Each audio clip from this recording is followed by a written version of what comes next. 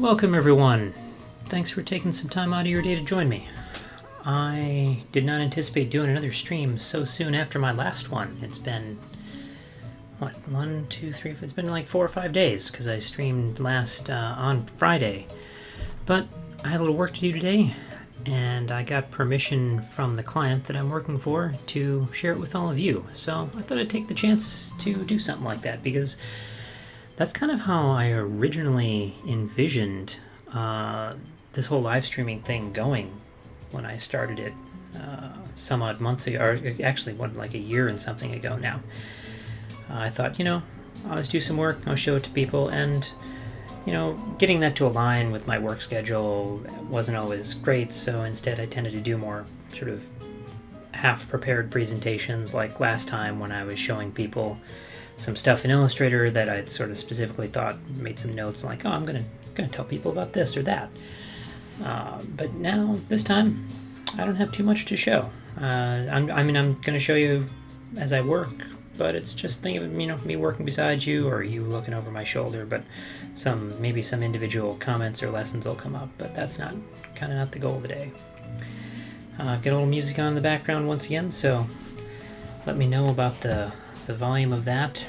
I just tuned into like a little jazz station on YouTube, which is copyrighted, but I think I'm not significantly impacting their ability to monetize what they're doing, so I'm not too worried about it. Feel free to use the chat, say hello, ask questions, make comments, suggest to me ways to do things that I am doing that might be done better. Always happy to hear these kind of things. And I hope things are going well for you. I just found out that last night a car crashed into the building next to me. And I didn't hear it at all. Like, the building is 20 meters this way.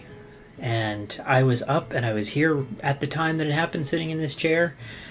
And last night and today I got some text messages saying like, hey, did you know a car crashed through the front of the Goodman Center? I had no idea. And I don't know why I didn't hear that. I heard the sirens later on. And I wondered, like, I wonder what that's about. And so, yeah, that's my interesting story for the day. Hope things are going well for you, though, and better than that person who crashed into that building. And I hope they're all right. So for today, I'm going to be working on some monochrome maps for a client that I've actually done some work for before. Let me pull up. It's actually my portfolio, the stuff that I previously did for this person. Let's see where that goes.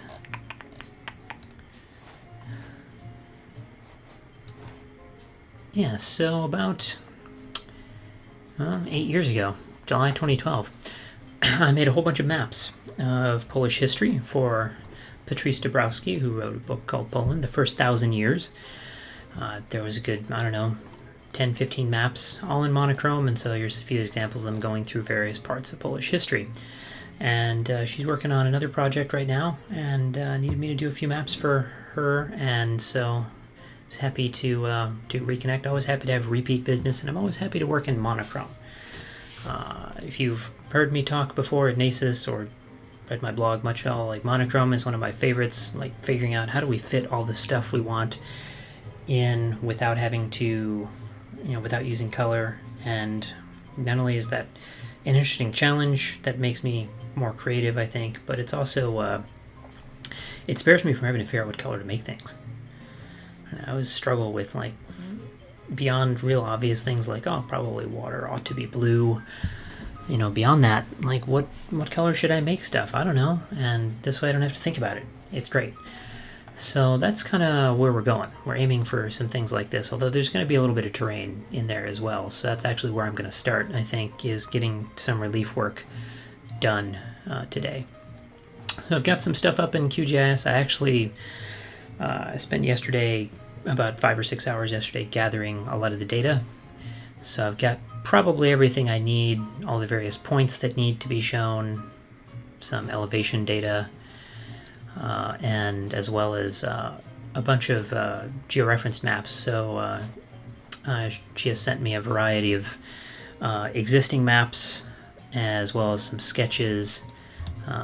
For example, let me pull this in here better. Well, some sketches that she's done It's been really great. It's always nice when sort of clients have everything planned out in advance. Like, just got a list of like label this, label that, label this, and these are the things I want to show. It always makes things a lot easier when people come with that sort of level of organization and thoughts. So that's great, especially when you're dealing with historical stuff. You know, this is not present day. And you can see this map here, 1914, and getting historical information can be tough. She's a historian, so fortunately she knows kind of where to look and which existing maps I might need to trace certain things off of. And so what we're going to do, I'm going to start with getting some relief data in for this area. And I've actually already pulled and reprojected a DEM. I'm going to turn off some of these points because those don't go there. And I need to, and I don't do this in QGIS as much as I do it in ArcMap too, so I'm going to be a little bit of trial and error here. But I'm going to need, the main thing I need to do is that eventually I'm going to be working in Photoshop and Illustrator, and I need to make sure that everything lines up. And so I need to make sure that I clip this DEM in a way that I always know where it ought to go on my Illustrator document later on, once I actually have the relief done up in Blender, where I'm going to take care of that a little bit later. So what I'm going to do is, this is kind of my area of interest, and it's already in a projection that I like. I'm going to create a new scratch layer here. And we're going to make a polygon. I'm just going to put a box around this whole thing. Thereabouts. And so let's make a new shape. Right.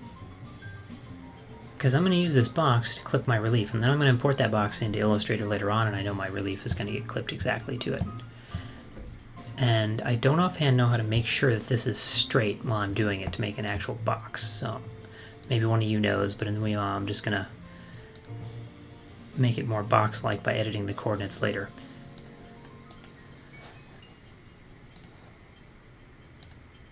Alright, yeah. Nope, don't want that.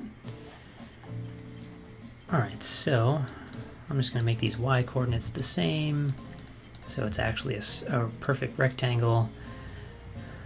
And these x coordinates here the same. And that y coordinate the same as that, just copying and pasting. Yeah, there we go. Okay, so now I got an actual rectangle. And I can stop editing there and save those scratch layer changes, and then QGIS crashed. Awesome! Well, that happens sometimes. As soon as I hit save. Well, thanks for joining, Nicholas. Super relevant to the map. So what are you working on that's particularly relevant to what I'm working on? Oh, get that pulled back in the right size here. Another name, the QGIS plugin for drawing geometrical shapes. Yeah, there's probably, that's always the answer, right? There's a plugin for it. Finding it though, versus just QGIS quit unexpectedly. I don't know. Was it unexpected? No, that's unkind to me. This is a slightly older version where I have a different version of that map. There we go. Okay, we're going to try this again.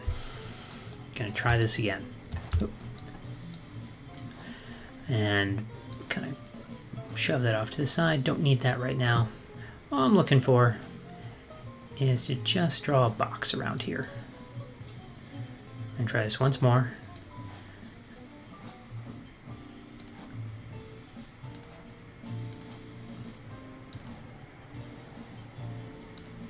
Okay. And you know what, before I, just to maybe reduce the chances of this happening again, I'm just gonna make this permanent here. I'm just gonna save this into my files here. I'm just gonna save this box. Maybe it'll be better if I'm working with something that's not in memory.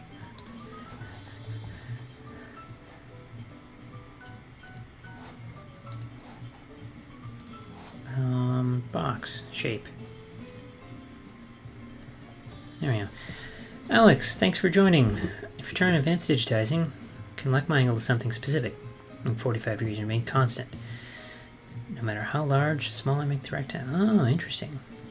Nicholas, you're working on topographic relief in northern Thailand. Yeah, multiple data sources, multiple software. Yeah, aligning layers, the best. So it's this thing you got to kind of constantly keep on top of mentally. And so in this case, I'm literally just going to have a box that I know things fit in this box. My raster stuff, it always goes there. And I'm going to, be cropping my raster to the box before I kick it out into Blender so I know it fits. And I've already reprojected it into the coordinate system that my vectors are in.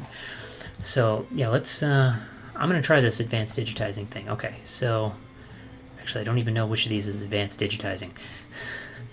I don't do a lot of digitizing in Q. What does the icon look like? I'm gonna look it up here and maybe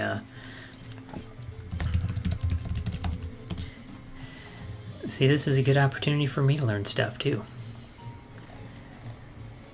Now I'm looking at Stack Exchange. Move tools to entire polygons. Specify this. Nope. Okay, you're not showing me what the icon looks like. The triangle right next to the move button. Right next to the move button. The triangle.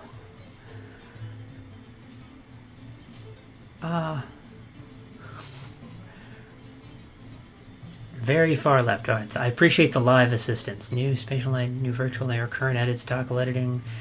Enable advanced digitizing tools. All right, now why is it grayed out?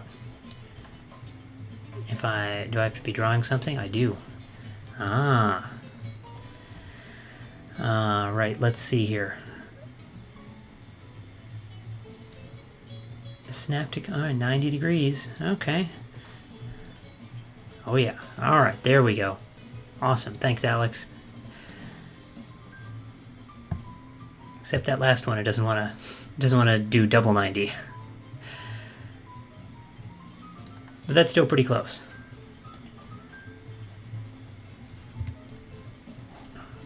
That's still pretty close. And let's go back and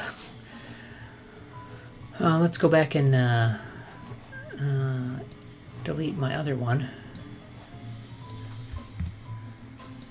Nope, I want to delete that.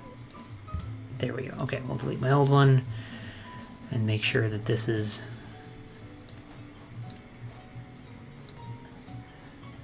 no, I just want to double click and find out the actual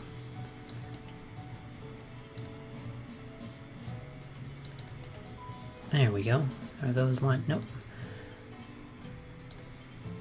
Okay, yeah, let's line these two up. And those are very close as well. Nope, wrong one. Paste that in the wrong layer. There we go. Those right? Nope. I gotta make this bigger. I'm looking at part of the number, it turns out, I think. Oh no, I got two. I got an extra vertex there.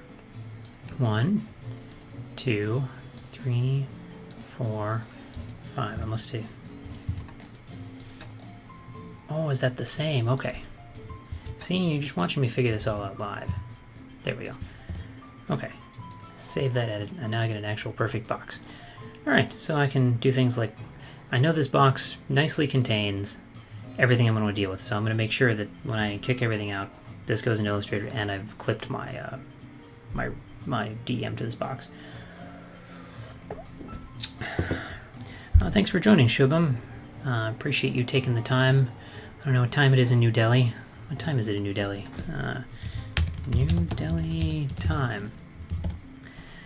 Oh, it's 10:14 p.m. So yeah, I might be, depending on how late we go, it may end up being kind of late for you, but we'll get some stuff done before you have to go to bed, hopefully.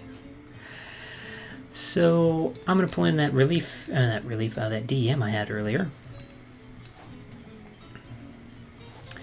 All right, and the box is a little bit too big. Great. I'm just going to bring that in a little bit. Actually, I'll probably just move it. Edit, knit. No, I don't need advanced digitizing right now. I thought I had a shortcut to move down, but I guess not.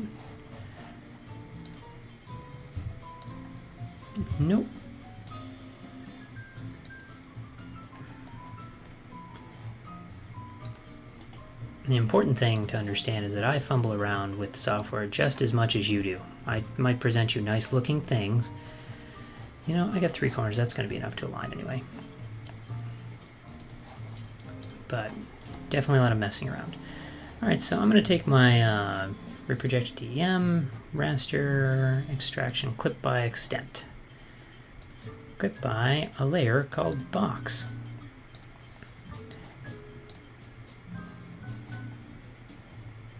I'm just going to trim off stuff that's outside that.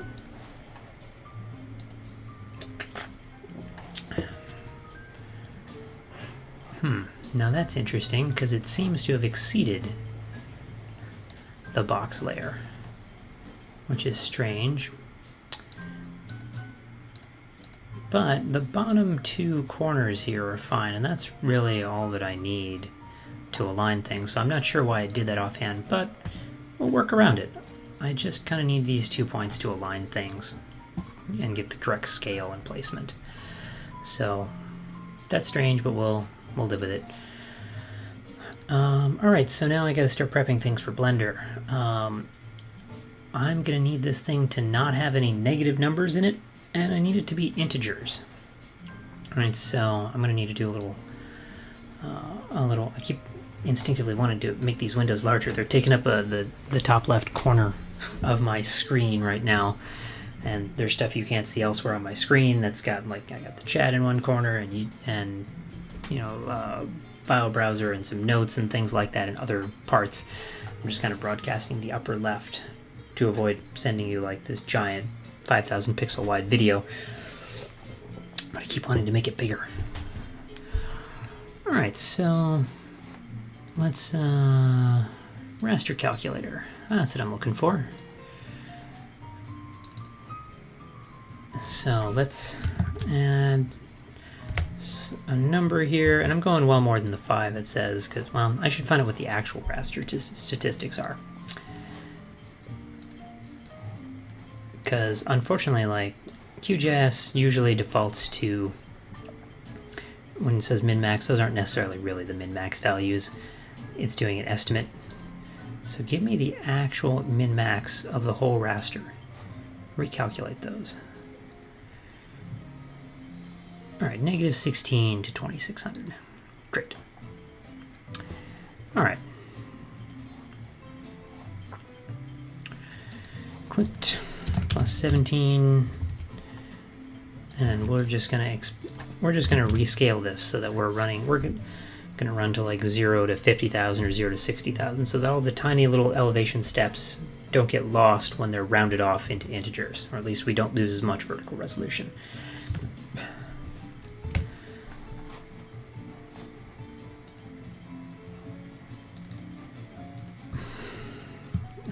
Rescale.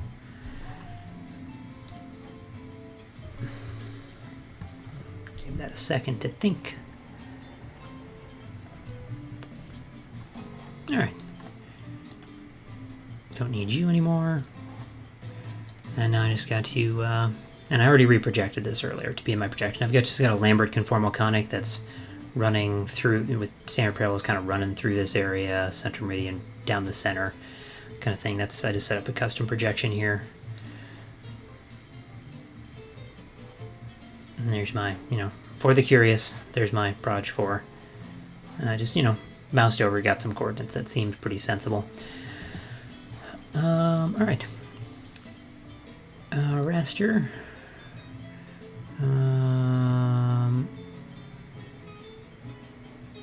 Translate. That's what I want to do. I just want to take this thing and I'll put data type unsigned 16-bit. So I can convert it to integers because that's what we're going to need in any graphics software.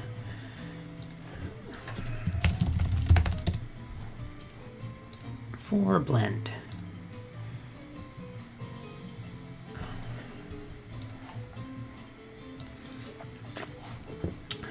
And if everything goes right, I'll pull this into Photoshop. I do not need the Learn panel open. Not sure why that's decided to come up.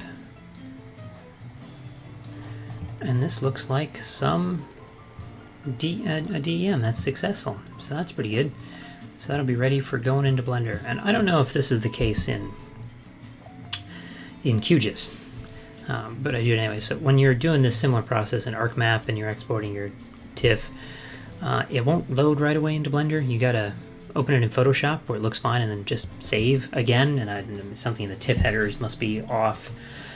And I don't know if QGIS is the same way, but just by default my practice is, okay, well this looks good, let's just save as directly over it, just in case. And now it's time to go to Blender, and I haven't opened that, so let's get going. Make a little relief.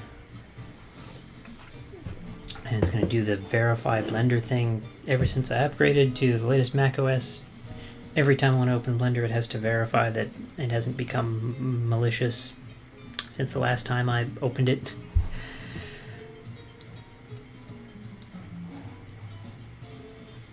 Alright, just going to open an old existing file, or nope, not that one. That was for an oblique. There we go. I was making a relief for another project, and yeah, I pretty much just reuse all my settings. I'm set up right now to blend two DEMs together. For that one, I'm doing like a what was it called? Resolution bumping. A thing that Tom Patterson does in some of his terrain work, some of his DMs, where his hill shades, where you take a very detailed one and a very not detailed one, and you mix them together so you have very smooth, but you have just a few detailed highlights popped in there. So I was trying that out in some things. But this one, we're gonna see how it goes with just what we've got first. This is 3 megabyte. That's huge. I need to scale it down first. That's one thing I haven't figured yet. How big do I even need this thing to be? So, yeah, I'm gonna need. These maps are gonna be about 8 inches across. So at 300 DPI, that's 2400 pixels. I've probably got way too much data here, so let's actually have a look at that. Yeah, this is 15,000 pixels almost. And, you know, I could load this into Blender and go with it and just make a small relief. That's the size that I need, but it's going to run so much slower if it has to ingest a giant file. So let's downgrade this significantly. And actually, I'm going to go less than what I need. I need 2400 pixels wide. Actually, I'm going to need more than this, because this DM does expand beyond what the actual final map. That's important to remember. And, you know, I could do some measurements, but I don't, you know, we can eyeball this pretty well, I think, especially because it's going to be a light background layer. Hi, Ibrahim. Thanks for joining us. There's quite a number of folks. There's a dozen people here, it says right now, which is pretty great for something I just kind of decided to do off the cuff with very little notice. So thanks for taking the time to join in. I'm going to go 2400 pixels. And you may think, well, I need 2400 for just the map. So I do a lot of hand gestures, but with my camera in the distance, I'm like constantly like, oh, did I line my hands up right? I need 2400 for just the map, and I'm going, but this relief goes beyond the map. So isn't that too few for 300 DPI? And yes, because what I want to do is, you know, I definitely often take Tom Patterson's advice, which is don't have a DEM that's full print resolution. You want to go a little bit smaller. It softens things, smooth things out, because it's often just too detailed for a lot of purposes if you're really putting 300 DPI worth of relief information on there. So just something to keep note of. Hi Maria, thanks for joining. We got people from all over the world here today. We got India, Egypt, right? And we got South America. And of course we have folks in America, in North America too. This is great. This is the power of the internet, right? Many of us are stuck at home too, so this is the only chance I get to interact with other people for the most part. And France, wonderful, thanks. We had people in Europe as well, so that's 1, 2, 3, 4. That's 4 continents so far, I think. 5 continents. Yeah, we got 5 continents worth, so that's pretty good. Now can I get somebody from Australia? Well, it's pretty early in the morning there, and if anybody in Antarctica is paying attention, that would be pretty awesome.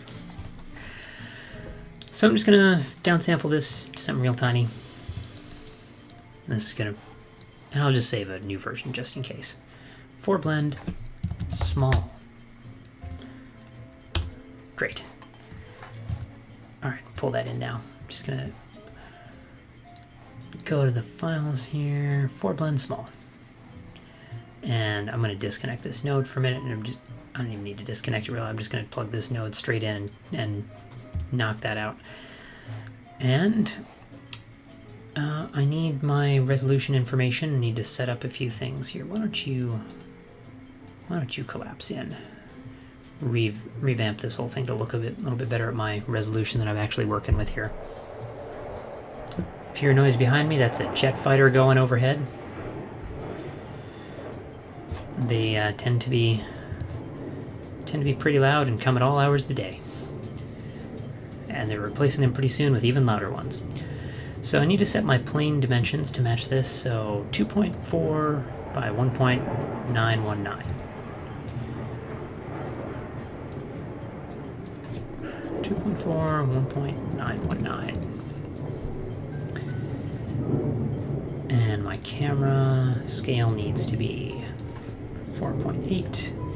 And if any of this seems unfamiliar, and you're curious about what I'm doing because you haven't used Blender very much, I'm just going to direct you toward, actually I'll just direct you toward my website, somethingaboutmaps.com. And if you go to tutorials, you know, a whole long thing that I wrote up about how to create shaded relief in Blender. This is my preferred program for doing that sort of thing, so you can follow along and you'll understand. Then you can go back to this video and understand, oh, that's what Daniel was doing. That makes sense now. But meanwhile, we'll leave those details to the tutorial. So we got that. Next, I just need my relief dimensions. And I'll actually probably go a little bit more detailed than that eventually, but first I'm going to do real small and real low res, just to, only 5 renders, just to parse out, you know, does the relief exaggeration look good? So let's see how long this takes. Not very long at all, that's great. Yeah, alright, so I'm going to need a little bit more detail to actually check the exaggeration and how things are looking. I think it's a little exaggerated. So I'm going to go back to my plane here. And, oh, and I forgot to change my color space to linear. It always defaults to RGB for the DEM you loaded. You got to switch it over to linear, so that's going to change how things look. Yeah, suddenly there's detail in the lowlands. But in any case, I need to let me just make this a little bigger for your benefit. Let's crank the scale down here.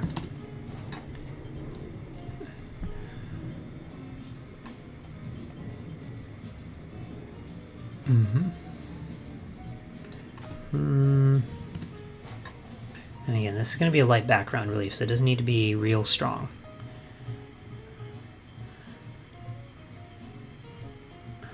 Oh, welcome, welcome. It's I mean, it's fine. You missed the fine. You missed the last one. No need to apologize. It's just, you know, on video for everybody to, to watch later on the internet. So I'm sure, like right now, looking at you, camera, you person who's watching this 5 years from now, I'm sure hope what you're seeing is still relevant, because this will live on YouTube, hopefully.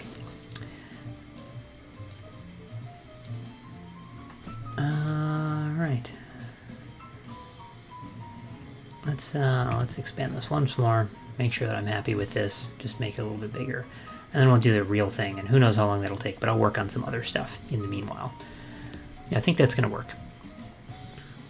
I think that's gonna work. Okay, so I'm gonna crank this up to like 125%, so I have enough pixels to play with. And gonna go with, I always forget where I never remember which of these buttons contains the the render sampling.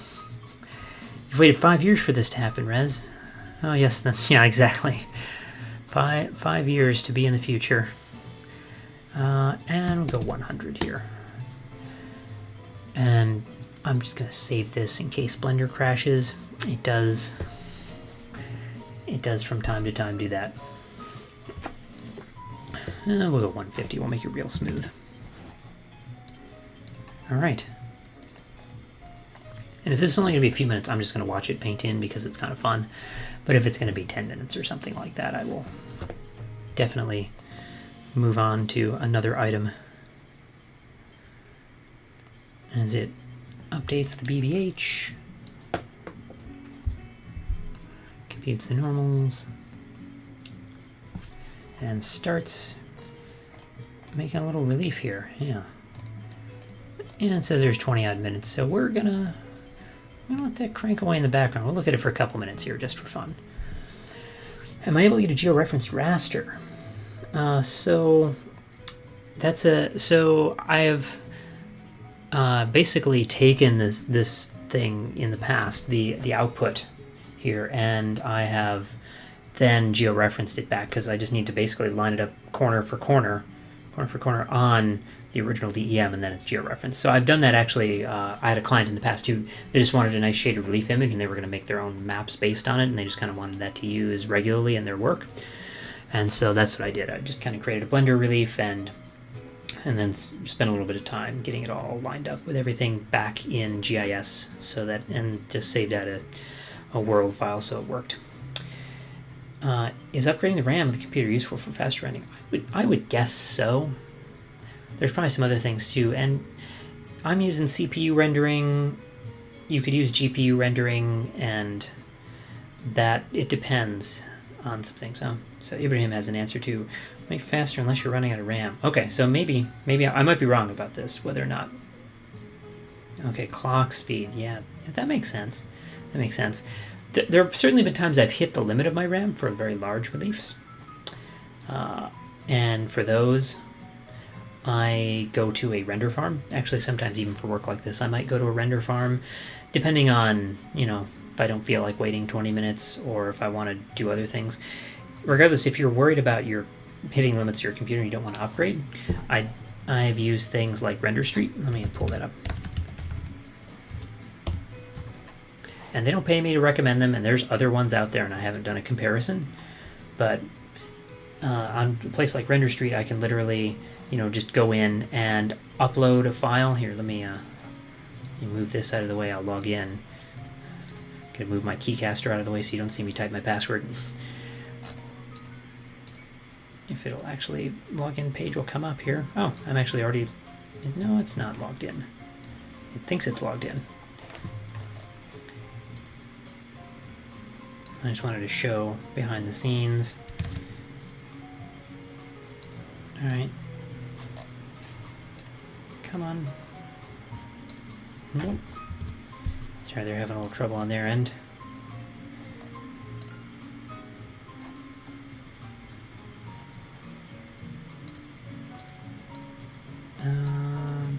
Where's my queue to show you something? I don't know, I can go to like new job.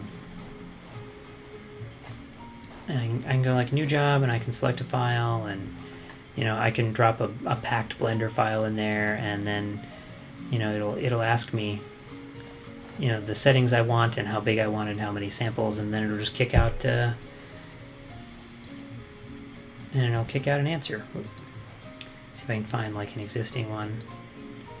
Nope, it deleted some of my old stuff there. It's like looking for the old obliques, but I guess it's been too many days. But anyway, just something to potentially check out. And it's reasonably priced. It's like $3 an hour for CPU and $4.50 an hour for GPU time. So it's not, I can get a lot of things done for $1. And I think you get $20 in free credits or something like that when you start.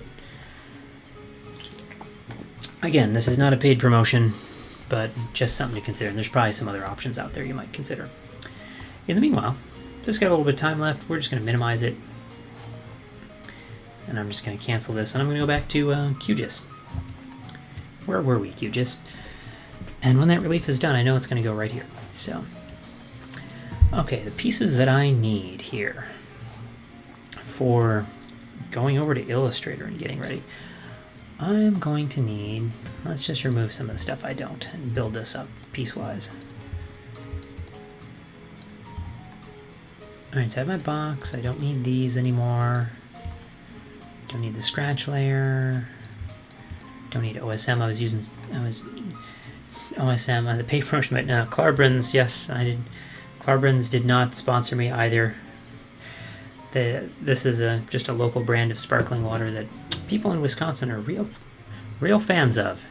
And I did not, like, I moved to Wisconsin from Michigan, not terribly far away, but I'd never heard of it, and then finally started drinking Clarbrins, and I was like, well, I guess I'm a Wisconsin native now that I'm drinking this stuff.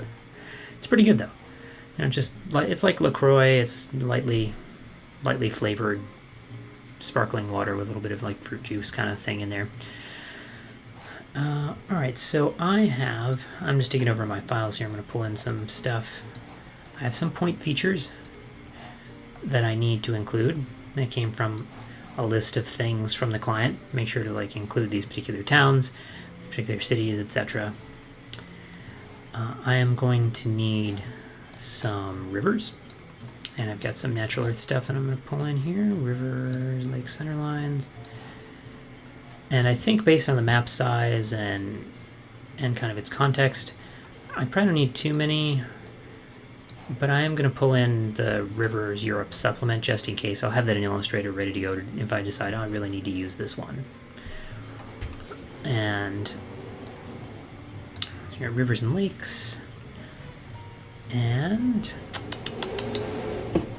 what else? Oh yes, I'm going to need so on this thing here, these are some parts of this sort of align with modern boundaries.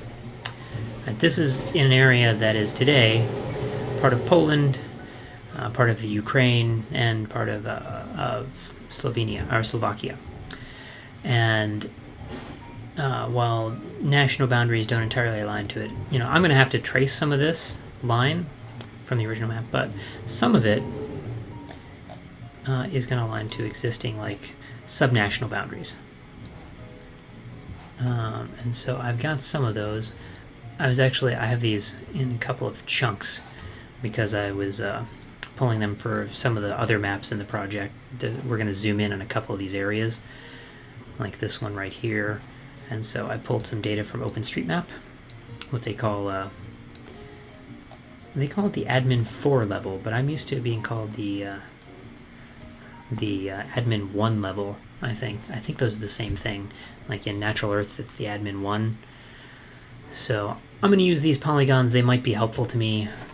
And I think there's some admin 8 that's going to be useful in just finding some existing boundaries that align, so I don't have to trace everything. Although it might take me just as long to do things to do things this way versus just drawing some lines. And we got some rivers that might form some lines as well. So let's make ourselves a print layout. Bring that back in. All right, and our page properties are going to be a custom size here in inches. It's going to be 8 inches wide, 5 inches tall. Although it doesn't matter because I'm actually going to zoom in and rescale some things in Illustrator anyway. So setting it here is not, because I need to go beyond what I'm doing, right? I need to go beyond my map bounds to make sure that I include my box for my relief, etc., as well as some extra stuff just in case later on the client comes back and says we need to move things around. I always like to make sure I have extra data, or if we needed to reshape this map, or if we needed to zoom in or zoom out, having some extra data can be handy. So that's kind of why I'm going beyond here with the relief. Let's scale out a little bit.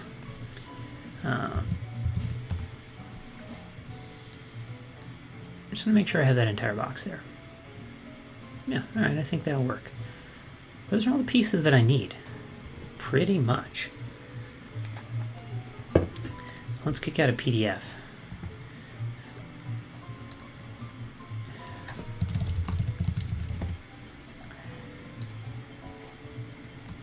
Then we can pull into Illustrator, and let's see here where that went. We should start.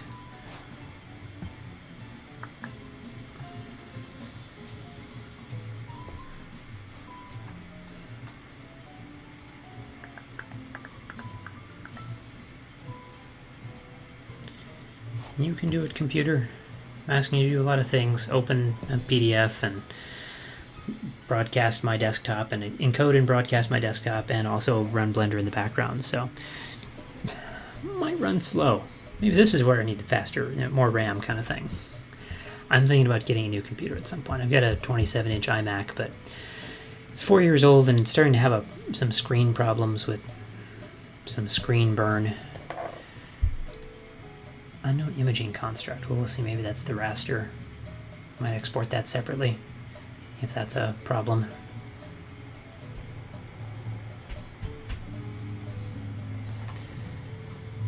How big? This is a 9 megabyte, 10 megabyte file. It's not that huge.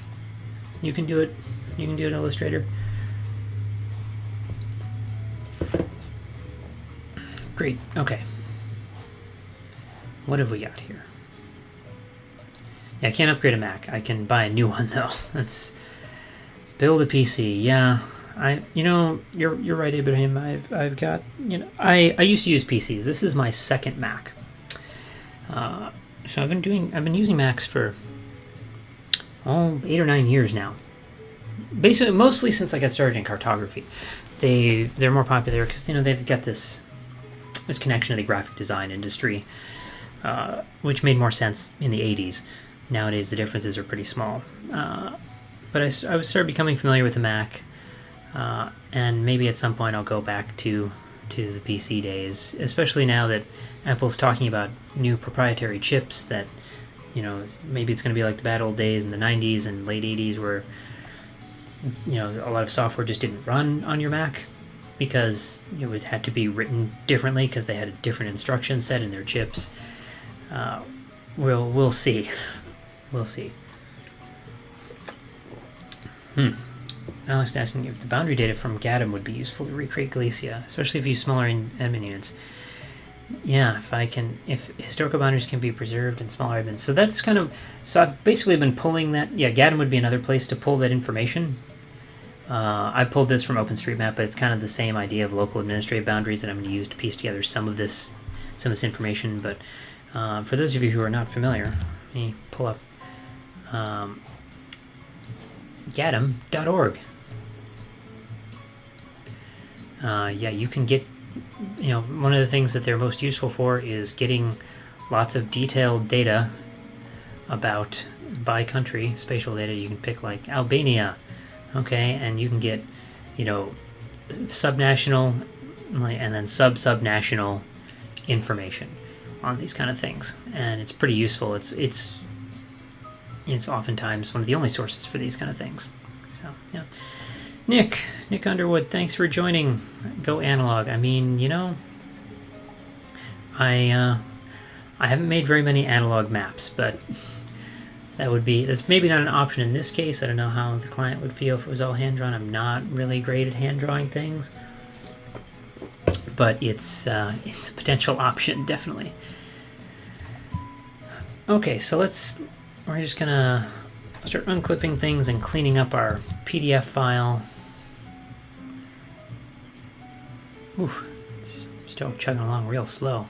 Don't know what is.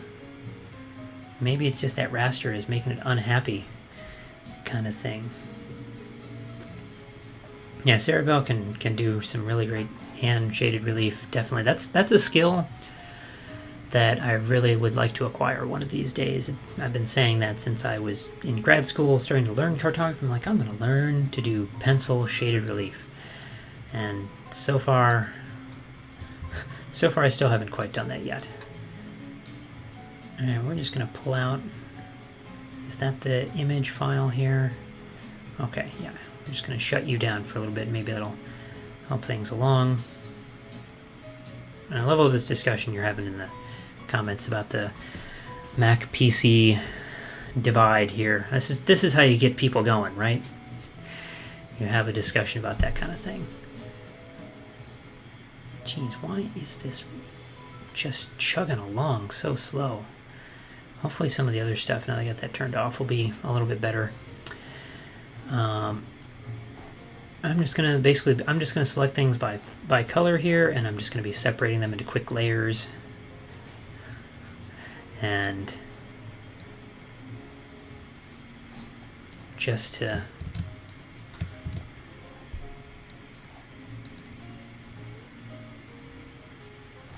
and then one, just to get things organized. And hopefully, you know, we all have time with all the spinning wheels. It gives you time for your debate. And hopefully when the Blender thing slows down, maybe it'll be a little bit better. Maybe I should have farmed that out to the render farm. Could show you how that works, and it like cost me less than $1. All right, let's pull those. Those are going to be some natural earth rivers.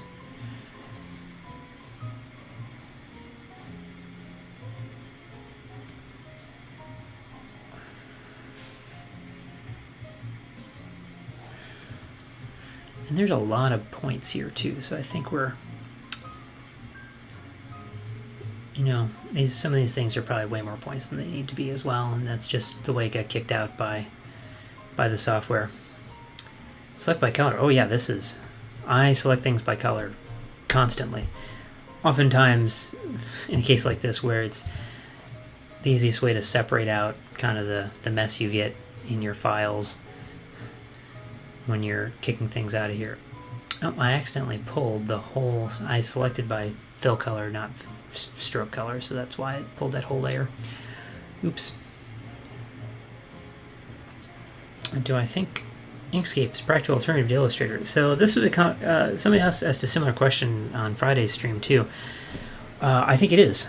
It's something I'm not super familiar with, but I have at least one colleague, Marty Elmer, goes by Map Hugger or Omnitarian. I haven't seen him much on the internet in the past couple of years, so I don't know exactly what's going on with him. But he works in Inkscape, and so and he does some great work. And I think he shows, you know, and there's plenty of other people who do great work in Illustrator. And if you look around, you can see you can do great stuff there. It's a different software. You know, it's something that I would need to take some time and really sit down and learn. In the same way, if you're familiar with ArcMap and you learn QGIS, well, you got to learn, like, okay, what's the equivalent to this ArcMap command in QGIS? Like, that's probably one of my most common Google things. I like QGIS and then the name of an arc command to find out what it's called in QGIS or where the button is, kind of thing. And I imagine it'd probably be a similar kind of process in Inkscape. Like, okay, here, how do I do the Illustrator equivalent and figure out that? But, you know, they have a lot of the same basic functionality. I'm sure around the edges there's certain tools here and there, certain things you can kind of learn different. But if you want to put in the time, definitely. I use Illustrator just because that's what I learned in graduate school. I've taken intro cartography and I'm like, we're going to use ArcMap and we're going to use Illustrator. And that's still a very common workflow in cartography, although it was even more common, 10, 12 years ago. And that's kind of what I started with. And I've branched out to QGIS, partly because I have a Mac, right? So this Mac PC debate, I'm like, well, can't run ArcMap on here, and I don't want to like go to sit on another computer or whatever, or that kind of thing. So I need to figure out how to use QGIS because I'm lazy and don't want to get up from my chair. So I'll just put it on in here, and I've slowly kind of poked my way through it over time to get a lot of the basic stuff done. All right, so now I got those rivers separated painstakingly. I'll name all my layers later. How's my Blender stuff coming along? It's getting there. Just looking at my icon in the dock here.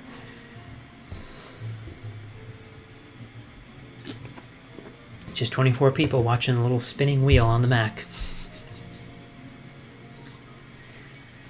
Yeah, all right. And there's the box. Have I ever tried Map Publisher? I have. Not extensively, though. But I do know some people who use that, as well as some, like, not just people, like shops, cartography organizations and companies and such. Often there are some that make some pretty extensive use of it. The main thing I've used it for is actually georeferencing, like turning Illustrator work into shapefiles, which is not its primary use, but if you're familiar with project line work, there's a little project that I run, and by run I mean it doesn't really require almost any maintenance. These are hand-drawn line work sets. So here's one, for example, this is most popular. Dylan Moriarty drew all of the world, landforms, countries, rivers, and things by hand on a piece of paper. And then I scanned it in, traced it, and then I made shapefiles out of it. And I took like the Illustrator stuff and I converted it over to shapefiles via Map Publisher, as well as a number of these other ones, because it was easier to work in Illustrator for the drawing process, and then to get that over into shapefile in another form, because I know not everyone's going to want to just direct in Illustrator. And so we ship shapefile, GeoJSON, and as well as direct Illustrator files, as well as just PDF, so you can pull it in, and SVG, so you can pull right into Inkscape. So yeah, this is it's yes, you didn't realize it was mine. This, yeah, it's something it's mostly the effort was like 5 or 6 years ago. I'm still looking for new things to add in from time to time, maybe some more hand-drawn line work sets for the whole world, because a lot of these are, like, I pulled this out of an old map that just covers the United States. Some of these kind of things, or certain ones just cover part of Europe, and trying to make more broadly available things, but just haven't had time. And, if you want to draw a bunch of stuff and contribute, that's something we can definitely talk about in the meanwhile. Ibrahim mentions that you can, make a choropleth and AI map publisher comes in handy. Yeah, you can do definitely. It's a mini GIS right there in Illustrator, which is pretty handy. I think that for one thing that I'm curious about too is what its position is going to be. Now, there's the ArcGIS, the maps for Creative Cloud. So Esri has an extension that plugs directly into Illustrator, and it's still being developed. It's got a lot of features. They're adding more, and where that sits vis-a-vis Map Publisher, that'd be really interesting to see what happens with that. I just got a notification Blender calculation is finished, so that's great. Let me save that. Let me try that again. There we go. Yeah, that'll work. And you can see the edge of the DEM, but I'm not using out to that area, so that's fine. Save a copy to Relief. Alright, black and white. Save as image. Georeferencing a vector is easier in ArcMap. I haven't tried referencing vectors in QGIS.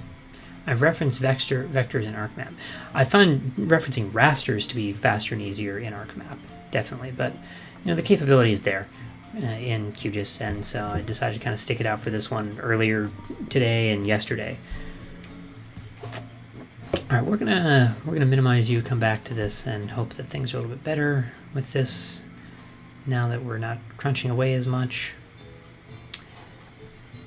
What is slowing this thing down so hard? Because I was using Illustrator. 1 means working file number 1. Oh, it says I had to reconnect. OBS says I reconnect. Must have lost you for a second. So hopefully that wasn't for too long. It says my connection is excellent though. Yeah, quite buggy SVG PDF export. Absolutely. ArcMap is not always great all the time either, but it does. Neither of these are perfect solutions. So that's perhaps an advantage of something like Map Publisher or Maps for Creative Cloud. You're working directly in there, things are cleaner. So I'm really interested to maybe once at some point like really dig into Maps for Creative Cloud and see how that works out. All right, let's select same fill and stroke, pull that out. Oh, geez. Now that's a little faster. And I just need these dots. And I think that's all the pieces.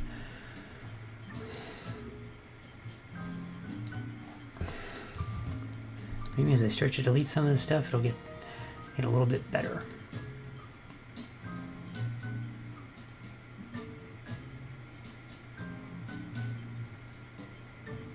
It's looking great already, right? This is the map we want. Yeah, all this is just black lines.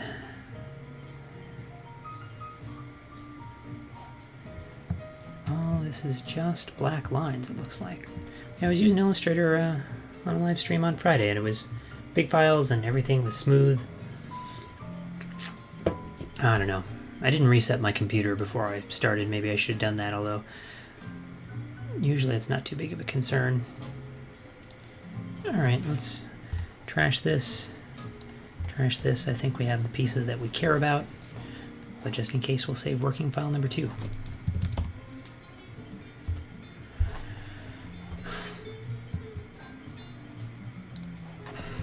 Alright, the first thing will be, we need to line up or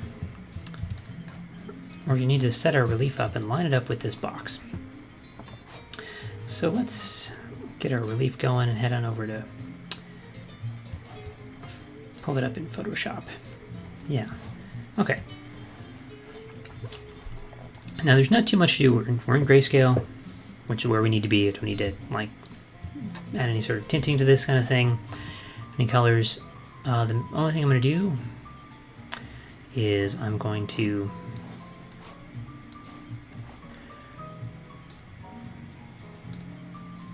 adjust the levels. And I'm going to say, change our output levels to like 230. It's a bit much.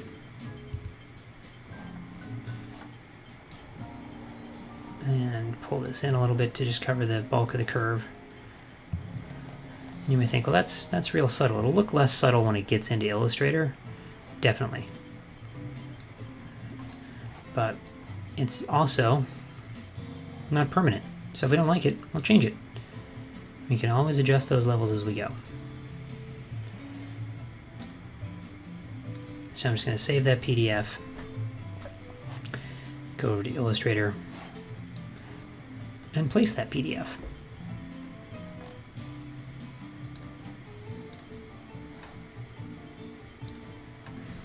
And I just need to make it the same size as this box. Right, and this box, let's see here. No, I need to know. Normally I'm used to, I'm going to try the properties panel. I would never use that. It's a newish thing in Illustrator. I'm used to like looking up here for my dimensions, but since my screen is shrunk, it's not showing me those. Width, 435.7 odd points. Okay, great. So I just highlighted that, copied that, selected my relief, link these two numbers together, and now drag down to there, but should be fine. Let's align it there, align it down, and still sticks up over the top like we anticipated, but I should now have that. I've now used that box to align things. And indeed, that goes in about the right spot. Great. Alright, so I don't need the box anymore. Call this my relief layer. Stick that on the bottom, we'll lock that out for now, and we'll just save that again. Got that aligned. So what now I really need to actually size this whole thing to be the size that I want. So, well, actually my artboard is already, yeah, 576 by 360. This is 8 by 5.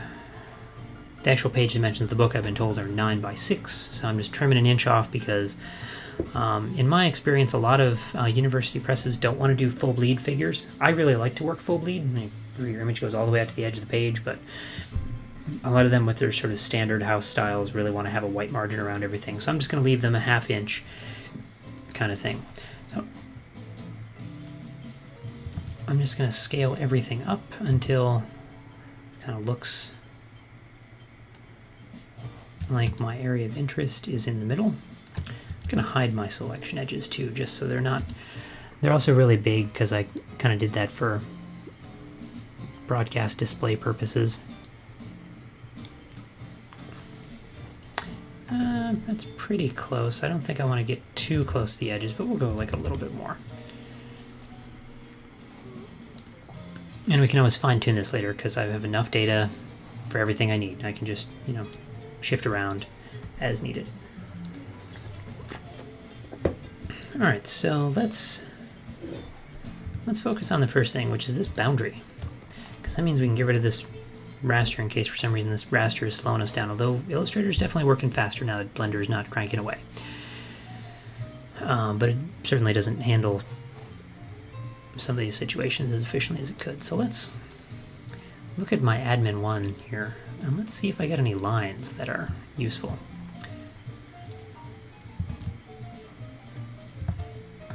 No, I want, there we go. Yeah, shift that.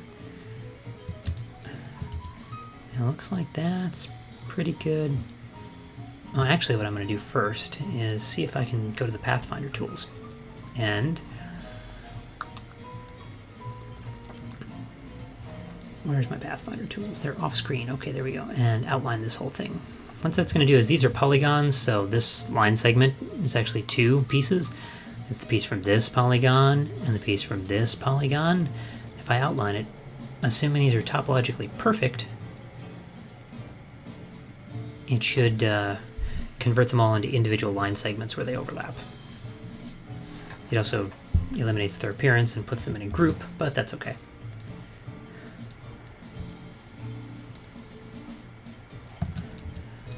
Yeah, so there's little line segments there. That's useful to me, that one's useful, that's useful, that's useful.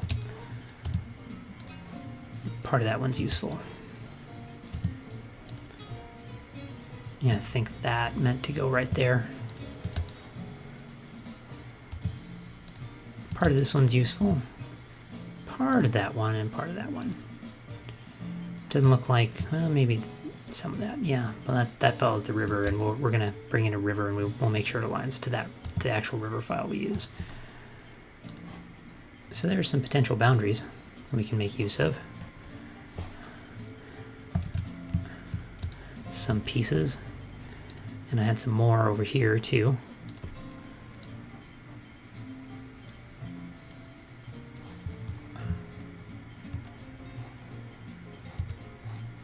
Whoa, okay. What do we got here?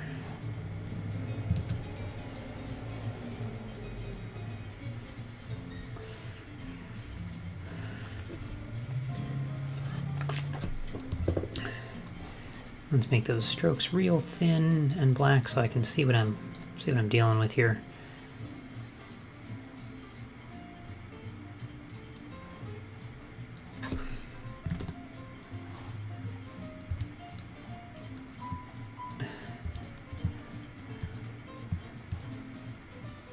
Yeah, it might be.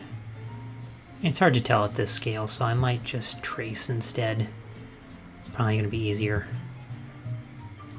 There's a more zoomed in version of this map with a different referenced piece where it's going to be more obvious which of these pieces I might need, and that's why I actually had this layer, but I think I'm just going to ditch that one and not use it. At the scale we're working at, we're going to be sufficiently close to get what we need. Right, the only other thing I'm going to need are any rivers that might form part of the boundary. Like this one here. And it's more important that I align with this river, because this is the river line I'm going to use, than I align with this boundary line, so that those things look perfectly aligned. So we need you. And we're going to need you. And I'm just going to make a copy of those. I'm going to hold Alt and drag. You can see in my keycaster here, I got a little Alt lit up there. I should move that back into position up there. Usually I don't need to access whatever's in the upper right. There we go.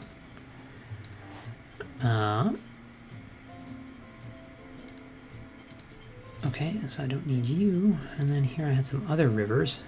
Any of these other ones?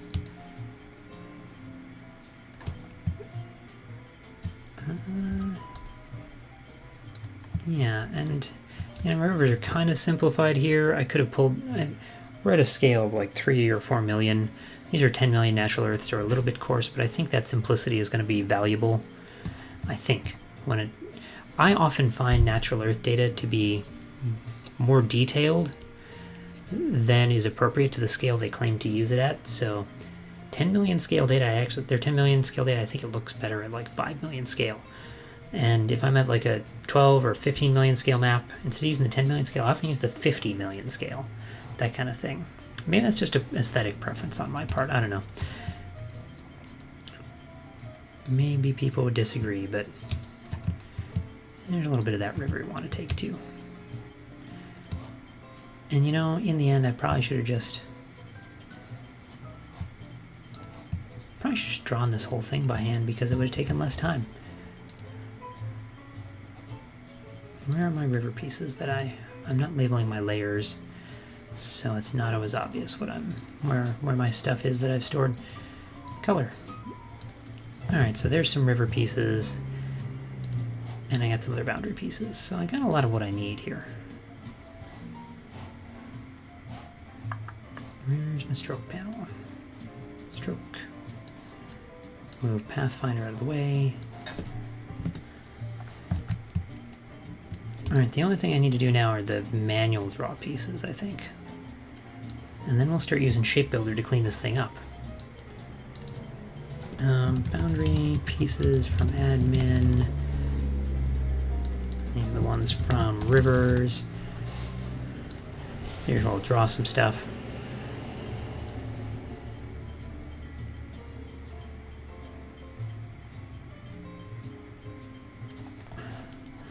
And we'll give that a color. That's going to be obvious color here. Which reminds me, move into CMYK mode.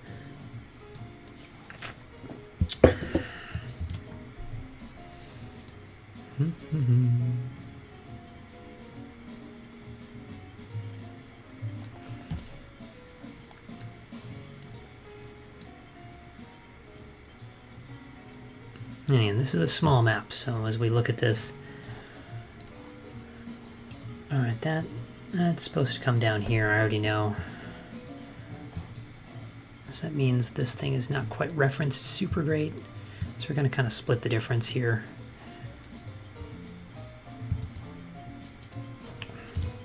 Gotta think about the purpose of the map, that in the end no one's going to be driving or landing planes here. They just want a general sense of where this place was. So if we're not doing painstaking historical research for hundreds of hours to get these perfect, that's going to be okay. It's going to be fine.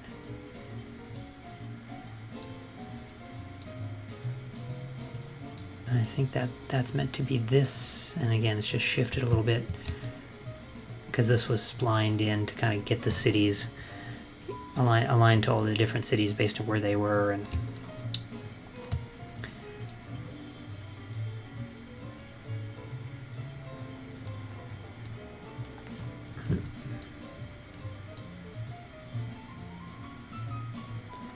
it's always about the difference that I say in my classes between narrative accuracy and positional accuracy, because sometimes those are different things. Like putting, it's about the impression the reader comes away with in the end, and do they have the correct knowledge? And sometimes that's different than actually getting everything in exactly the right spot. So maybe that's something we'll talk about in a future stream, we'll see.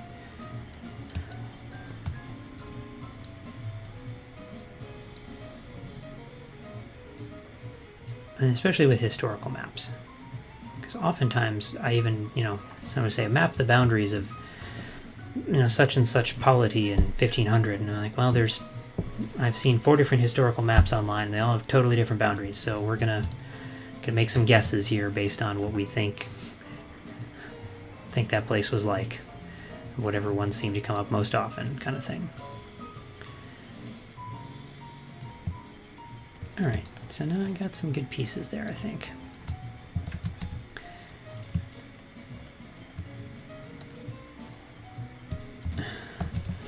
Alright, so here's where the shape builder is going to start to come in handy. I just need to clip off some ends first. I want to take part of this admin boundary.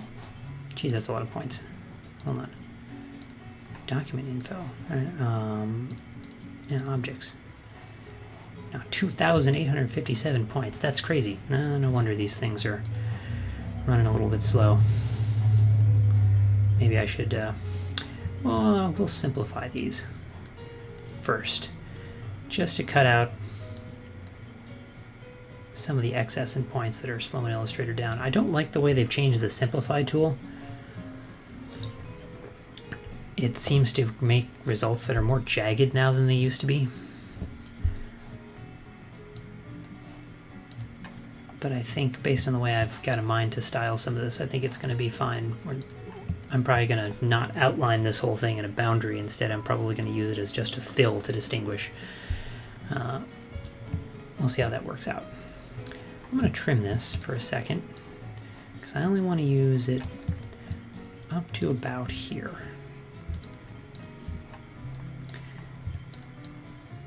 And just align those points.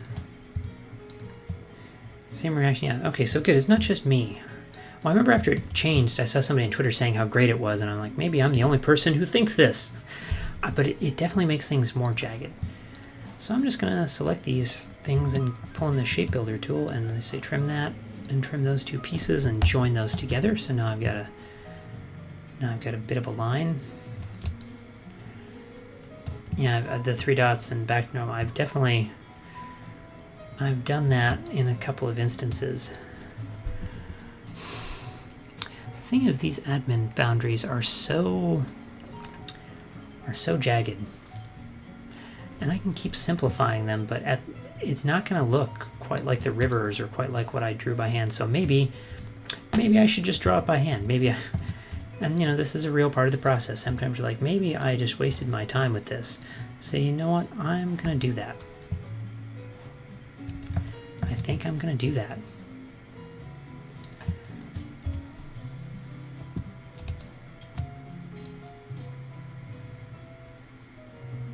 I'm just going to say, you know, because it's not going to take that long.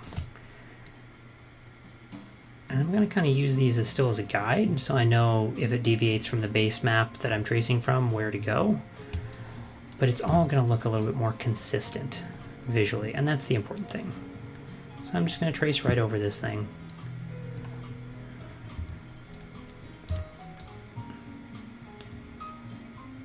Not like any of us have anything better to do, right?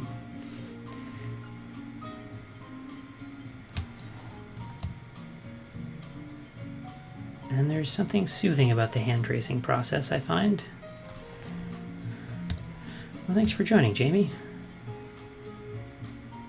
I'm glad that people are entertained enough to just watch me draw some lines over some other lines. We're not even like, nothing looks very mappy yet, but that's okay. And it's just, you know, that OpenStreetMap data that I pulled these boundaries from is just so detailed. It's not appropriate for this scale. And I could have gone into QGIS and I could have said, let's run some simplification tools on it and thin it out, and it would have looked fine. But the time it would take to do that, to fine-tune my parameters, say, oh, I want to simplify it to this level and not this, and then to re-export and get it out, would be longer than drawing this by hand. So and there are times that, and that's always the tough thing, right? To decide whether I go the automated way, as it were, or use tools, or you know, when you're doing coding sometimes too, or, you know, writing a script, will it take me more time to write the script than to just do whatever I want to do manually? That's kind of the challenge that I often face. All right, and I just overshot to hit that river, because I'm going to use the river boundary for that area. And then I'm going to come through here and hit that hand-drawn line there. And I'm just going to extend this hand-drawn line, actually. It's all going to look fine. We're not even going to know. Somebody, in half an hour when somebody tunes in, they're going to not know that any of this even happened. It's going to be great. And just join those two together into one line for future simplicity.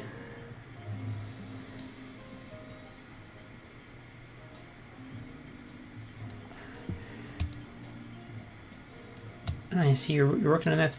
I was thinking about this, Rutra. I was thinking about this earlier today. I was like, people might put me on the background while they're working. It's like we're sitting side by side there. It's a chance for all of us who are trapped in isolation. I mean, it depends on where you live in the world, but in the United States, where we've blatantly mishandled the pandemic, there's still a lot of shelter in place going on.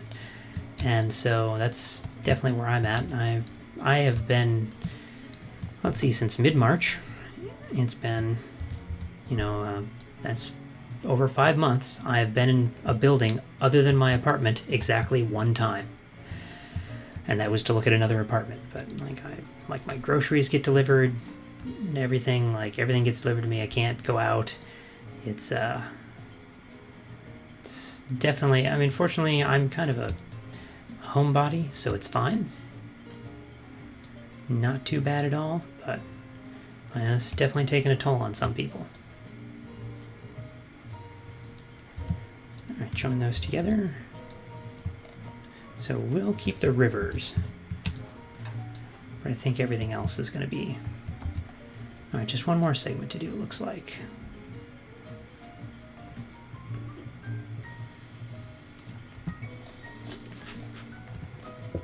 Back at the office in a good way, yeah. The thing that I miss, I think... Well, I miss several things. I miss, obviously, having the companionship of hanging around other people. I usually spend time at the University of Wisconsin Cartographic Laboratory. So we get, faculty and students and various mappy people all hanging out there, which is pretty fun. It's nice to have people to share your ideas with. And so, I would literally potentially at some point, if I were sitting there doing this kind of thing or working on a side project, I would have somebody looking over my shoulder there and chatting with them. But the other thing I miss is the exercise. I'm a cyclist, and so I usually my main exercise each week was to bike back and forth to campus. And I try and get out and ride occasionally, but nowhere near as much as I used to. I'm very lazy when unmotivated by work to go somewhere, so I get out for rides in my neighborhood, but I don't get, I don't get my half an hour or 45 minutes total maybe commute every day, every weekday, that's a lot of good cardio, a lot of miles. And now it's I'll go ride my bike for an hour maybe once every 2 weeks, and which is actually pretty good right now because it's very hot outside. This week it's in the 90s for those of you who know Fahrenheit, and in the low 30s, low to mid 30s for those of you who understand and think in Celsius. And my computer here is in a little alcove, small space, and it just heats up. Today there was a storm last night, so it's a little bit cooler, so this is a much more sensible time to be in here and do this project, because if it were 90 something I might say, you know what, I'm not going to work on this right now. I don't feel the need to. It's not due till next month, kind of thing. Okay, the only piece I'm missing now is that one, I think, and then we're all set. And this is probably too detailed. See, I started... We can fix that. Yeah, there we go. I said the other one was too detailed, and then I traced over way too much detail for our scale. We'll see how that looks when we get all the pieces together. Wait a minute, did I end up... it ended up sometimes using the pen tool and it deletes pieces. There we go, I think that'll work. Alright, let's just take all this junk and merge it together. And I think if that's an enclosed polygon, I should have all the pieces. Yeah, I can just do a little shape builder action.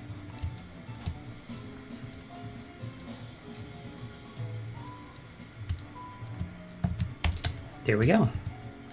I love the shape builder. Such a powerful tool. I recommend looking up the shape builder.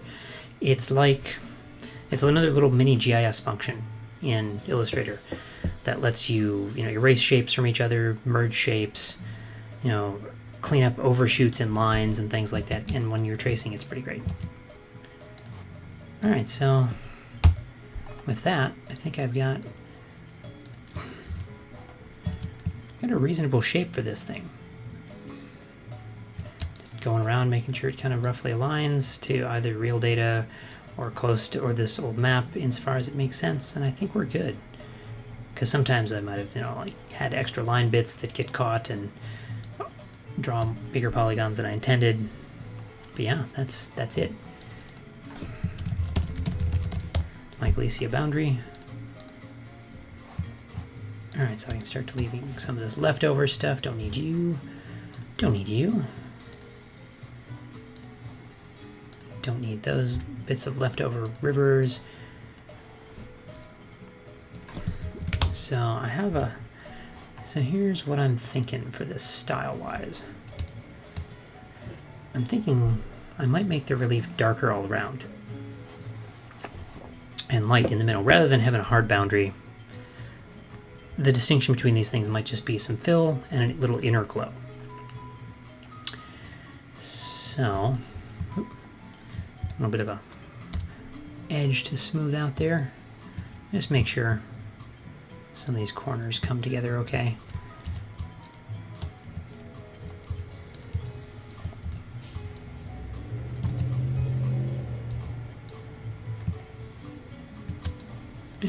Yeah, that's pretty good.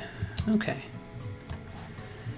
So there's a couple ways I could do it. I could try doing this in Illustrator. It's probably going to be easier to do it in Photoshop though, because I could make this like, I go back to Photoshop, darken the relief, and then make this like a white polygon that's semi-transparent. That might be the easiest way actually. So I'm going to go back to Photoshop here and just crank up my levels.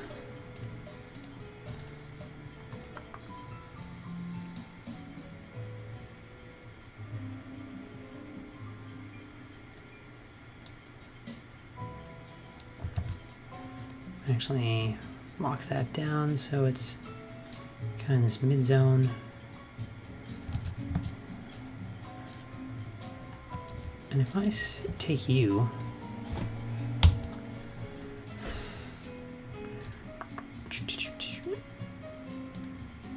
yep, why is it not? Okay, come on, expand. There we go.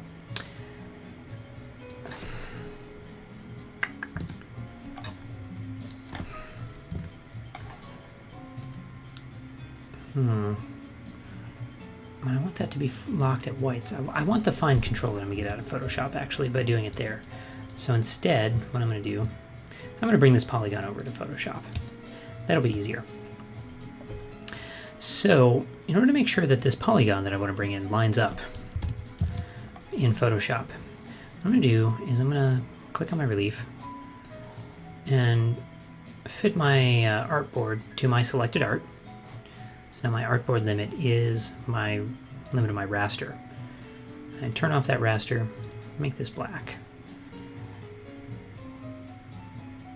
And export this thing. Galicia. Just export a ping there.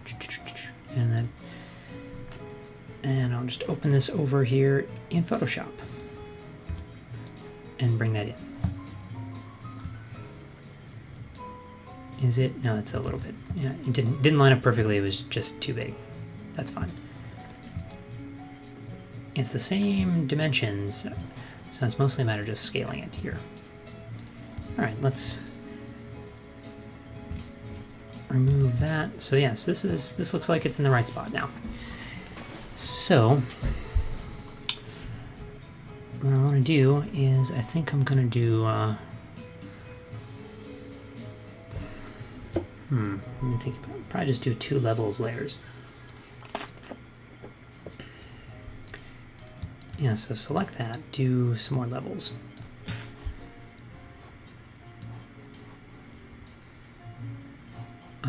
Pull my properties away, layers, okay.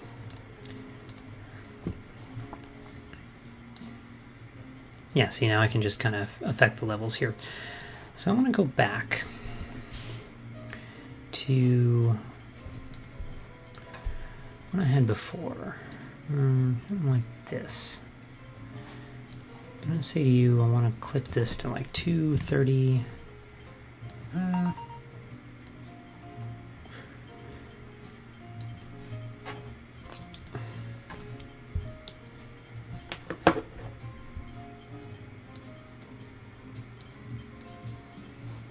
And I'm going to take this thing here, this shape, I'm going to turn its fill down to 0 so it's invisible, but since the fill is at 0, you can't see it, but you can still see, since I didn't change the opacity, anything that I do to the shape. And we're going to see if this works out. Maybe do an outer glow. Yeah, that's better. Outer glow is better, going to be better than inner glow here. Yeah. Alright, let's just figure out how hard we want it to be. My instinct is to be fairly subtle, but this is also going to go through an academic press, and I don't know a lot about like what kind of quality printing it's going to be subject to. So I'm probably going to make this a little stronger than I would otherwise.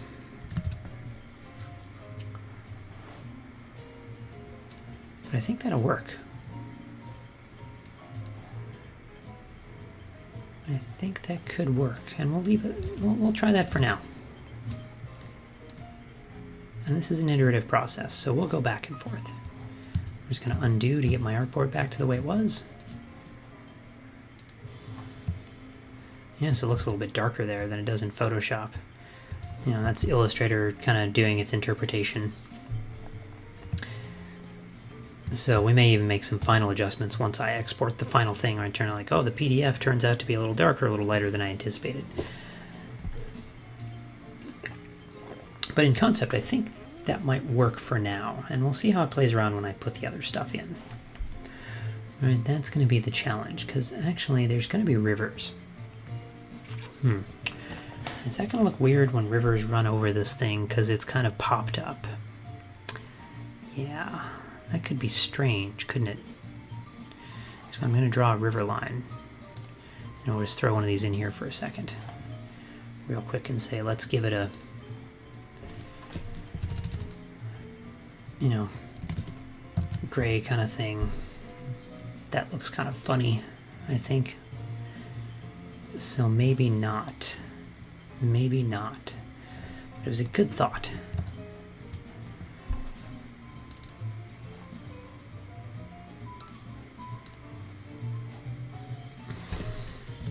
I don't know if an inner glow is going to do any better, but the problem also is it looks a little bit funny. Even if I'm going to go precise, it's... Maybe if I made the...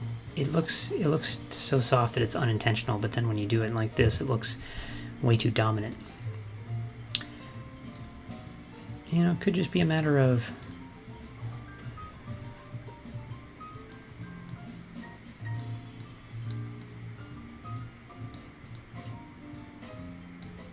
shifting the whole contrast thing. Here, I'm just going to make that easier by applying each of these one at a time.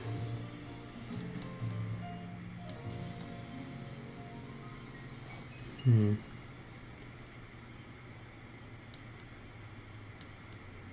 that's just going to look weird. Alright, I think I'm going to shift gears and say, I think this was an interesting thought, but I don't know if this experiment's going to work out the way that I'm envisioning it right now. So instead, I'm going to kind of go back to what I had. And kind of tune that in, make it go from white to like maybe 10%, 20% gray. I'm going to hold that for now, because I think with the vector stuff, it'll just work better. And instead we'll just turn this to a little inner glow kind of thing. That'll be enough, I think, to make a distinction.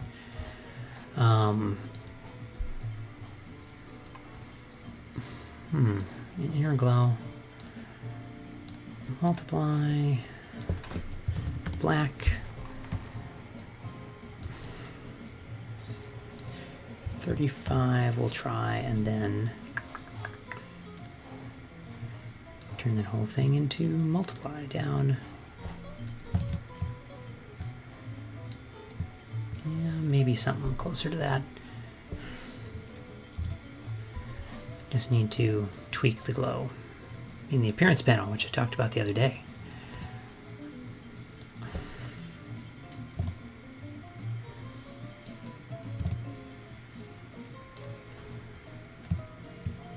Alright, I think we'll work with that for now, and I may go back and change things again. You know, things build upon each other, but at this point I need to actually start getting some of the rest of my data on the map, because otherwise I'm kind of spinning my wheels where I'm changing things without really knowing how it's all going to look in the end. So that's... Oh, didn't mean to dock you over there. So we'll leave it like that for the moment. Rivers. These are the rivers I want to deal with. These natural earth ones, I don't need all the... Don't think I need all the spares. There's enough going on here. So we'll delete that. These are the names of the places. These are the places we want to deal with. These are fairly large dots that came out of QGIS. How big are they? Here, 11 points. I'm going to want something that's probably closer to 3 point. Yeah, that's probably where we're going to want to go. So let's just Command-Alt-Shift-D transform each of these things to about 30%. I think that's going to look fine. And the cities are smallest, so they're gonna be the darkest. We'll save them for highest information level.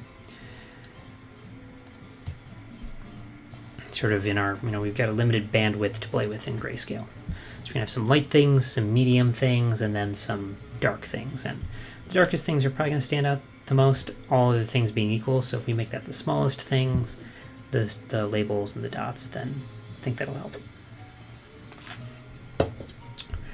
Alright, I need to label these places, and so I need to think a little bit about my typography, and I also need to city points.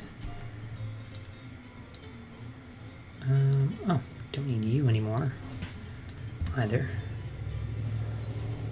These are rivers. Okay, now I actually have all my layers labeled. I actually know what this stuff is. And I'm going to taper the rivers too, I think, in a few minutes. We'll get to that. I haven't really styled them. I just kind of made them dark gray for a minute to tell where they are, but I'll probably lighten them, multiply them in, style them up. But first I want to get the cities labeled to kind of see how dense this is going to feel, and I think it's going to be pretty good. There's a few things besides cities I got to label. City text. Okay. And again, I just got my list here, so I know exactly what needs to go where, or at least I know what things need to go on. Just going to keep that off screen for convenience. And I'll just be copying and pasting things, and then I'll be popping over to QGIS. So I actually know I could have checked the referenced raster too, but I'm going to pop on over to QGIS to know which one is which. Okay.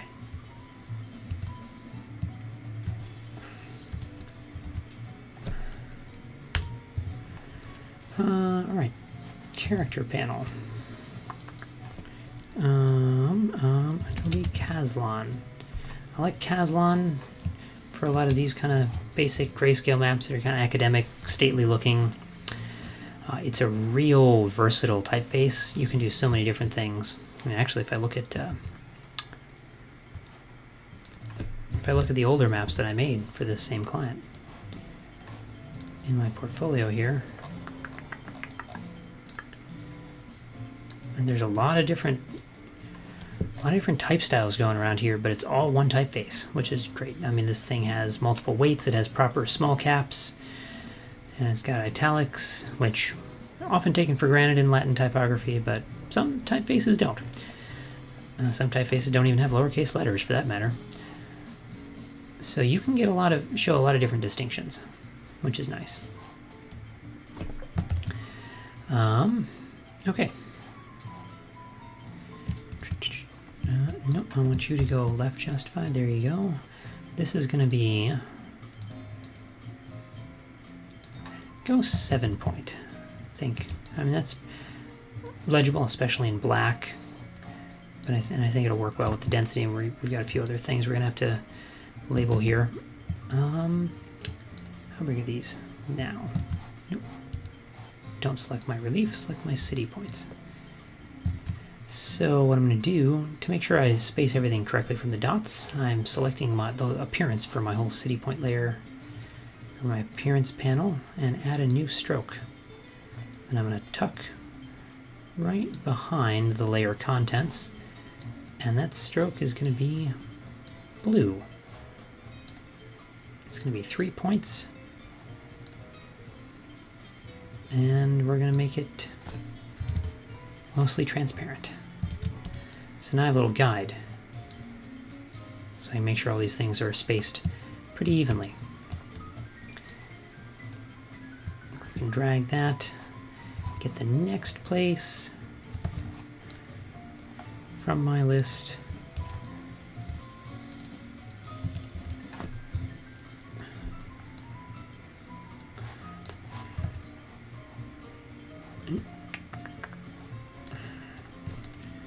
Where's that on the list? I didn't alphabetize the list, so I know the name of the thing I'm looking for, but I don't necessarily know where it is.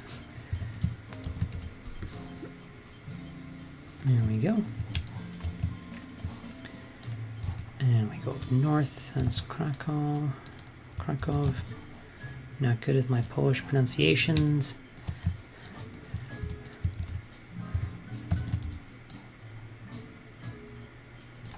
Alright. Let me come to the center. What do we got over there? Sanok and Lishko.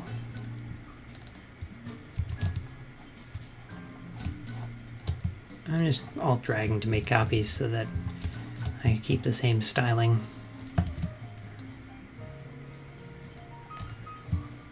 And I should make it so that this layer isn't in yellow, but it's a little bit more visible when I'm moving the type, so it's easier for me to see. And now it's red, so I can actually see better where I'm moving when I'm moving.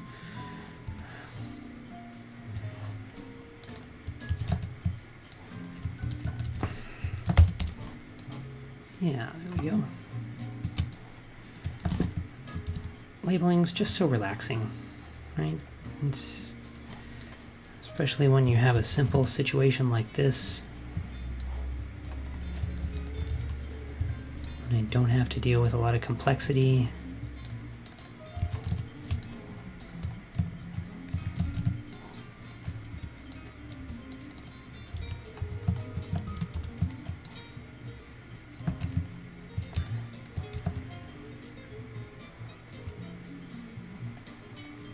Alright, Kute and Kosov. Alright.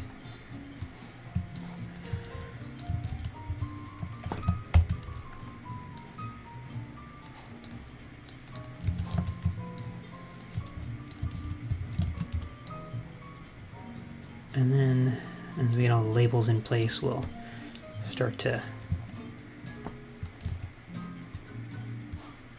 have a look at how the type styles look.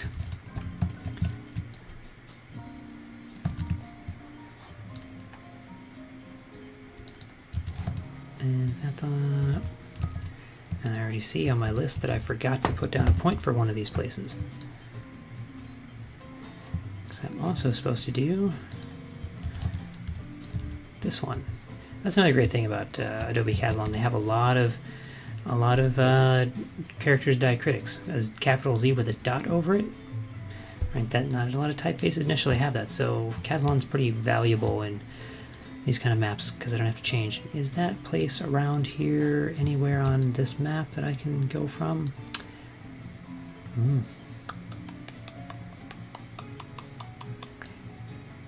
It's not. I know I located it previously on when I prepped data for one of the zoomed in ones. Let me check my notes on which one that one might be. Alright, that's this one.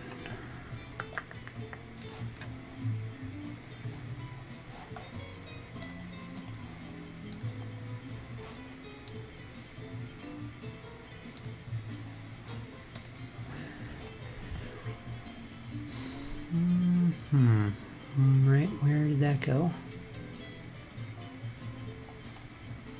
Right there. Alright, so we're going to do this the easy way. I just screenshotted that.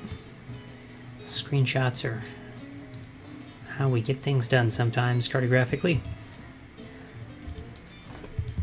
Scale that down.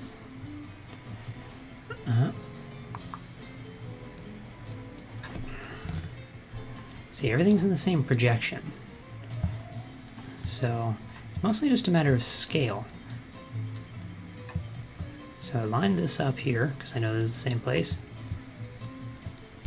Pin that. And bring this dot into alignment there. I don't know if that was perfectly even, so let's actually do it this way. Where's my bounding box?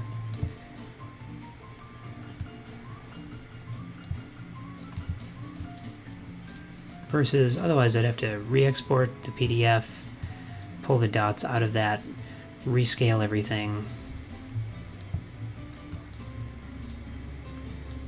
Alright, so that's pretty good.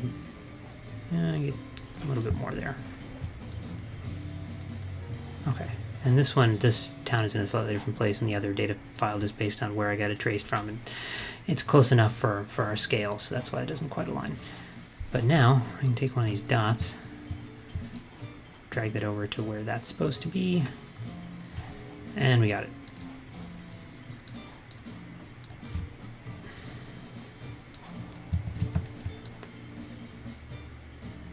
Right where that needs to be. Alright, great. Go to my appearance for the city points. I wish this were a little bit bigger. There we go. Drop the stroke. Remember to save. It's coming together. Let's look at the trim view so that I don't have to see all this stuff outside.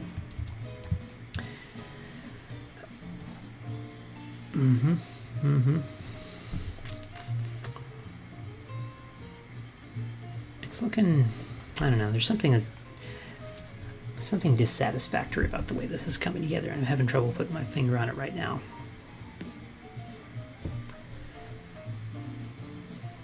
It all feels kind of heavy.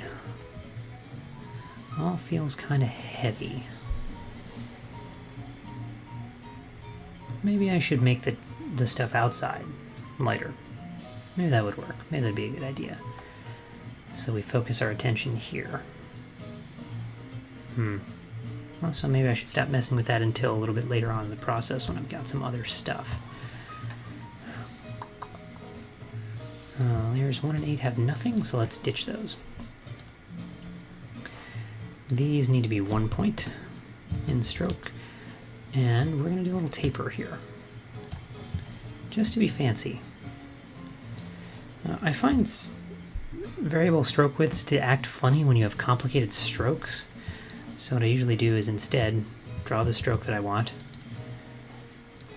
go to the width tool here, so a little Shift W, and change the width, the whole thing to like 0.4 points, and save my stroke profile. River taper on a very simple stroke first, before applying it to one of these, which is broken into pieces. Why is it broken into pieces? Alright, well now it's all joined as one. So now if I just throw that taper in there. There we go, that's a little bit nicer.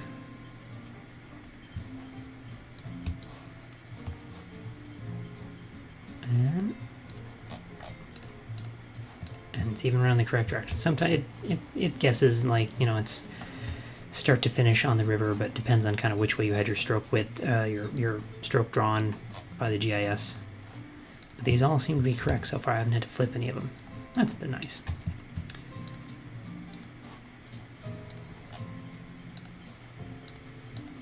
And, you know, it's a bit of an affectation in that, like, it's not like these things really are, you know, some of the width is spread over different lengths. So it's, you know, a short one is going to change suddenly from 0.4 points to 1 point, and a long one is going to take longer. And I could go through and fine tune that more, but it's a small, you know, that's probably not necessary. This is just a small little detail. I am joining with Command J. I select all the pieces and then they join, and usually that comes out right. So thanks for asking about that, though. Anything I'm doing, you know, you got a question about, feel free to check in and wonder why that might be. And this one is kind of, you know, this one I don't want to give the same profile to, because that would look weird to have this giant thing join in here. So instead, we're just going back to a uniform stroke that's about 0.5. So it kind of looks like these two come together like that. This one, well, yeah, which direction does everything run here? Alright, that's off screen, so we don't care. This one's running up this way.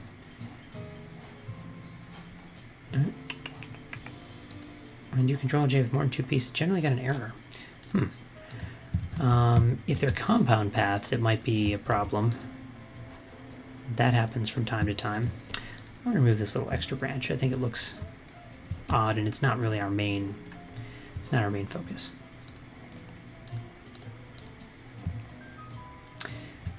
And see, this one is going to look weird because it's thin and then it increases and then it goes, but like thickness comes over here, and that's strange. So instead we're going to trim this so you actually see a little bit of the transition happen within the map. Same thing here. Cut that so that it gets thicker faster. And if I ever need to expand the map or move around or change it, I can go back to an earlier version that has that and pull the pieces. But I want to make sure that all these tapers make sense within the context. Yeah, I don't know, Ritra, if this is a Mac thing. Illustrator used to have some problems with joining. I remember years ago on like CS3, earlier versions like that. They had some issues with that, and they had a script that I used to run called Join Reasonably that would actually do what you expected, but then Illustrator finally brought that functionality in. Alright.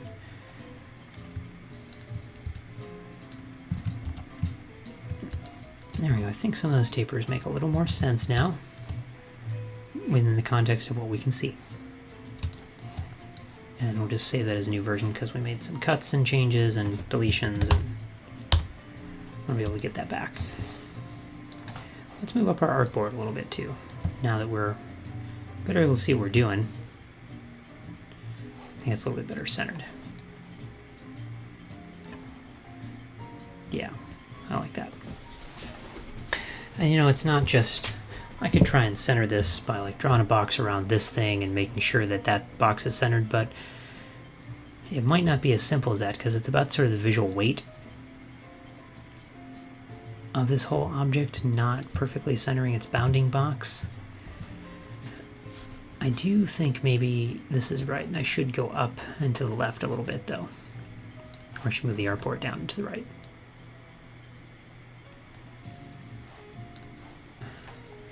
I think that might be a little bit better. Okay, so we got some rivers. Let's make them, first of all, let's set them to multiply so that their strength changes as they go over the terrain. Where's my transparency panel?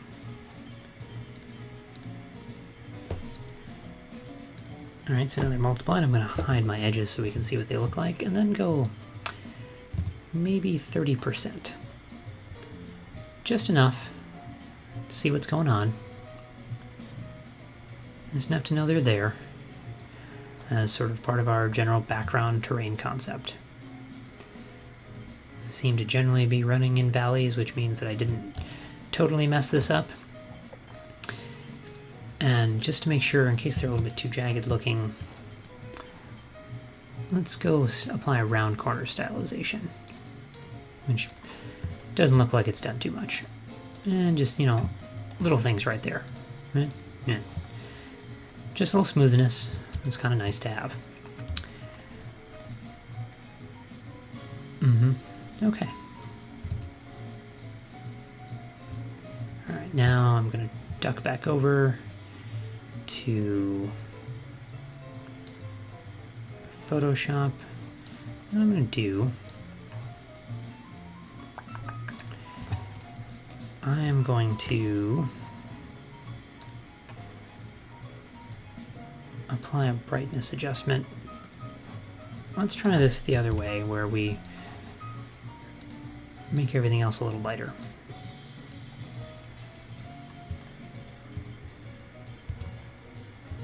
I just oversave that, and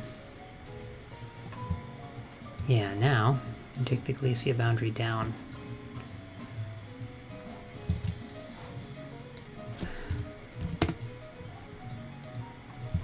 See, that's getting to be more. That's more what I'm looking for. And again, it looks a little darker in Illustrator, which is why this works, than in Photoshop. So I might need to darken everything in Photoshop if it turns out that when I kick this out for its eventual printing that it lightens up too much. But this is about right. And that inner glow makes a lot of difference. If I select this thing, select the object, there, turn off that inner glow, right, there's so little difference right now between the two. There's a little darkness, a little darker, a little lighter, but when you pull in that glow, it's just enough to emphasize it, just enough to make it work. And I might still bring up the terrain a little bit more on the inside.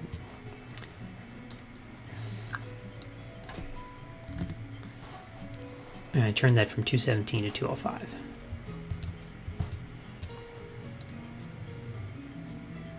Which made them all darker because the brightness isn't applied till afterwards. There's probably a more efficient way to do this.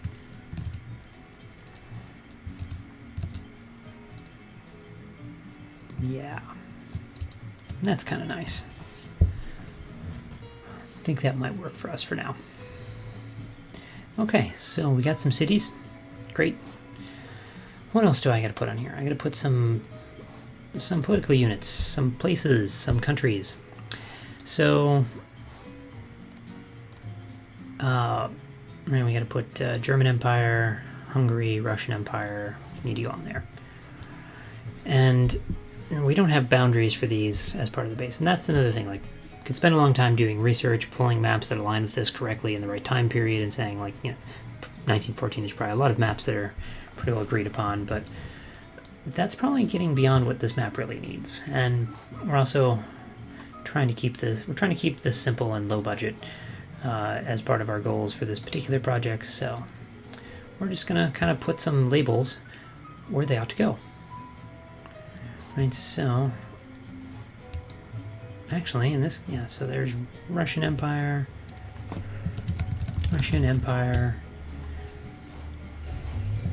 we go center, and we'll style that up.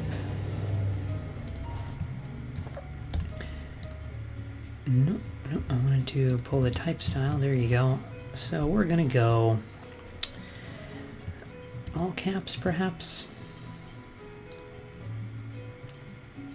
because I'm also gonna have to label some regions. So this could go in small caps. So I think we'll do all caps here. Up the weight. and down the color. Admin 0 here. And we'll eventually knock that river out. That reminds me, we will need to label rivers too. And leave myself a note by just creating the thing there. We'll make everything in this layer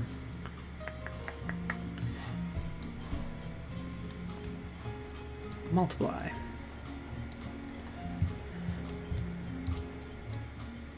So here's the challenge, is that I'm supposed to label the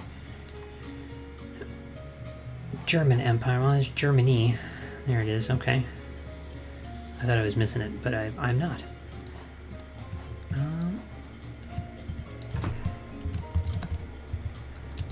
And, you know, I might check with the author, would you want Kingdom of Hungary? You said just Hungary, and, you know, sometimes that's because they have specific, I mean, she didn't say copy this map exactly.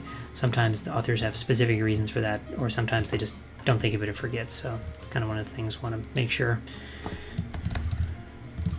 And also, this map is 1914. That doesn't mean that's the time period she's dealing with. That just could be, this was a convenient starting point for her to use, that's all. Alright, so we have kind of a general idea where these places are. Like how my graphics are getting a little messed up. My Galicia boundary keeps turning white again. Turn on and off, and now it's fine. Who knows? Who knows?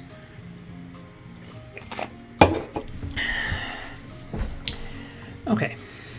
What I'll probably just do is space that out. And again, you know, she is the history expert and can let me know if these need to shift around a little bit based on the realities of those places at that time, or point me towards sources that she knows to be authoritative for, you know, where I should, if I want to pull boundaries into these things, or at least place the type a little bit more closely. But for now, this is going to be, you know, good enough for getting to the draft stage to work with the author. We need to get all this stuff out there first to really be able to get to that point. So looking at my list, I got German, just checking off Hungary, German Empire. Alright, so we just got these 3 labels left. And I pull up my other notes.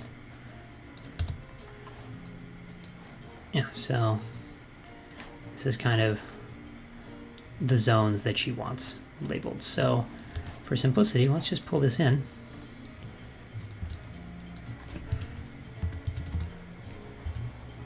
And roughly line it up to get it to I'm used to having the transparency panel open all the time with extra screen real estate.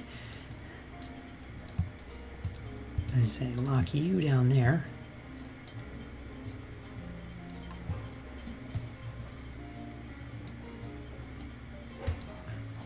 Actually is lining up better than I might have thought for something that's not georeferenced, like it's not on the same projection or anything. But that's enough to tell me roughly where I need to be.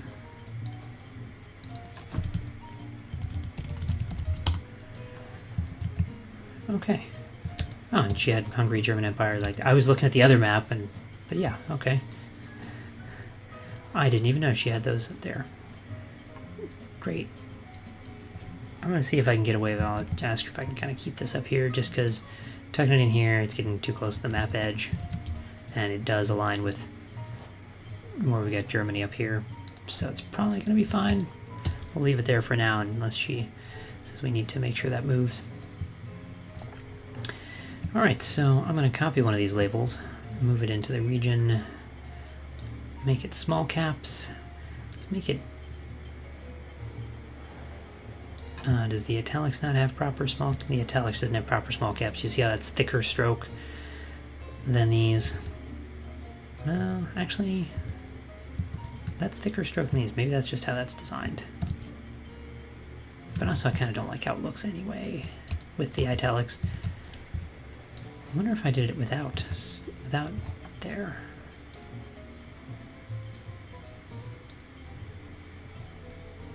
Yeah, I think I like that a little bit better. Seems a little bit more distinct. All right.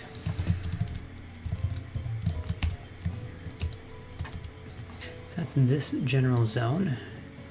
And we'll turn off, once we get these typed, we'll actually start looking at placing these more carefully. Let's see, why don't I just copy it to make sure I don't type it wrong? Because that's in all caps. Let's see, CZADY. VIESZCZADY. Yes. And then Eastern Carpathian. Okay, so as far as placing this, it's kind of this zone. And I think it's fine if that exceeds a little bit. People still know it's kind of this finger. Though I will move this city down just to keep things from being too tight.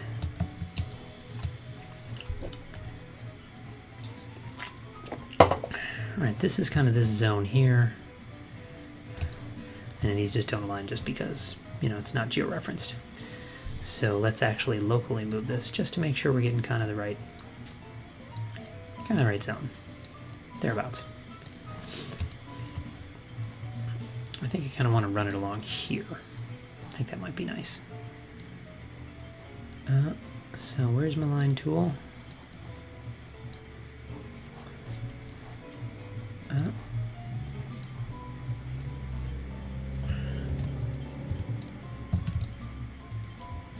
Copy that, cut it, and put it here on the line.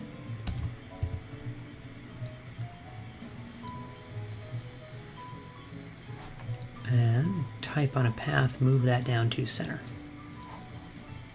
Line to center, so now it's going through the middle of the line there. And this is, I'm going to kind of keep it inside.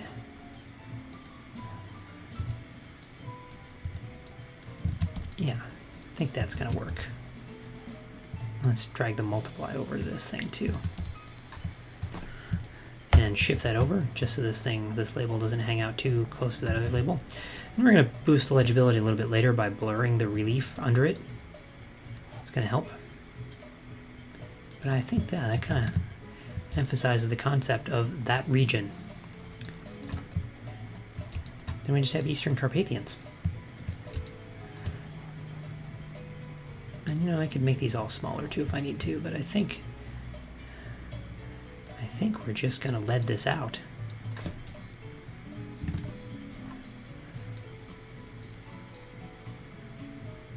Might be able to get away with that.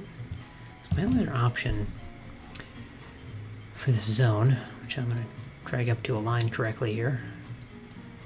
Another option, kind of run it along. Kind of run along a curve. I'm going to hit that dot, right? The curve would have to kind of go here, Eastern Carpathians, and I think that's going to be too long.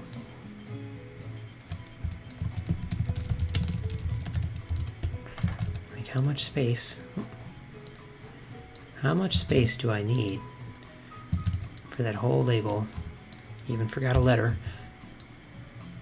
Right, so it's just too big. And I don't want to do a two-line curved label. That's more than this thing needs, I think, at this stage.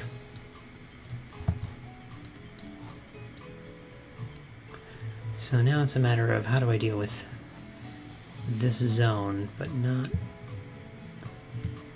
I just dodge it between those dots maybe and move the labels.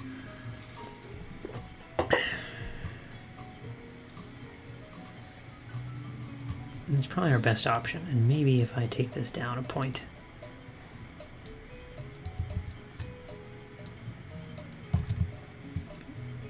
Yeah, make all these a little bit smaller. 1 point.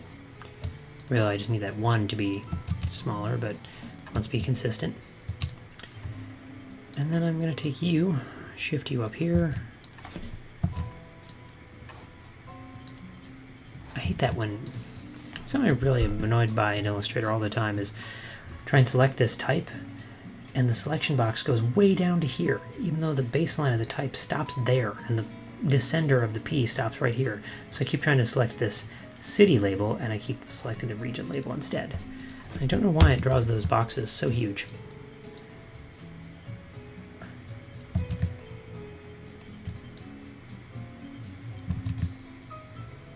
All right, that'll work. All right, I think that'll play. I think that'll happen the way that I want it to be. So that is everything from the text list. Need some river names. All right, so now we're gonna rely on QGIS.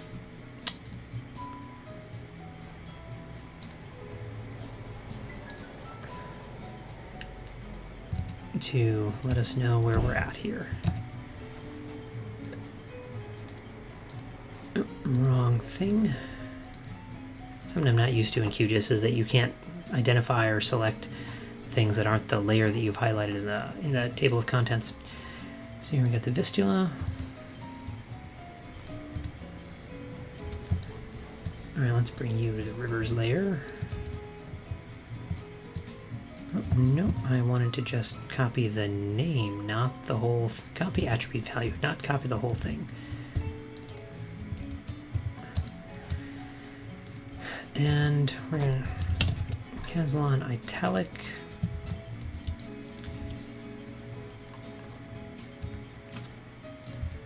And see if we can get away with these being short enough names. Maybe I don't have to put all of them on curves or any of them on curves. We'll see. And we're going to make these like 60%. Multiply those in. They're going to need to be darker. The rivers are 30%, I think, themselves. Is that right? Yeah, 30% gray. And you might think, well, you know, it's nice to color match things, right? Let's make these 30%, but the type is not going to hold up, I don't think, very well unless it's somewhat darker. And it's still like, these are gray, this is gray, so it's still a definite distinction. In the same way, you know, this is Krakow's in black, and the dot is in black, and that's fine. So it's still enough to clue in a reader to what's going on. All right, go German Empire here. Here we got the Vorta. And for some reason it's shifted my typeface back to, there we go, just had to copy that. Hello Peter, thanks for joining us. There's still, despite the fact that I've just been fumbling around slowly for quite some time, there's like 19 people here, it says, which is more than I would expect. So I appreciate that, and I hope I'm bringing something interesting to your day. And here we got, is that the odor? That's the odor. Yeah. You know, sometimes I wonder, and I don't know if other people do this too, about some of these off-subject rivers, and like they're not the point of the map, they're not even in the area of interest, and they're kind of like, should I be labeling them? Do other people do that? But I usually, like, if it's on the map and it's a river, it gets labeled, as long as there's enough of it to fit a label. This is the Danube, right? Yep.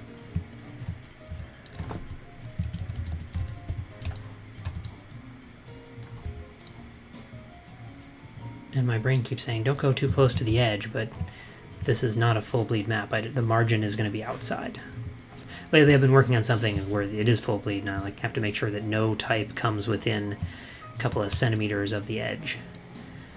Sad part, my brain is still warning me to do that, or to not do that. The Tiza, yeah.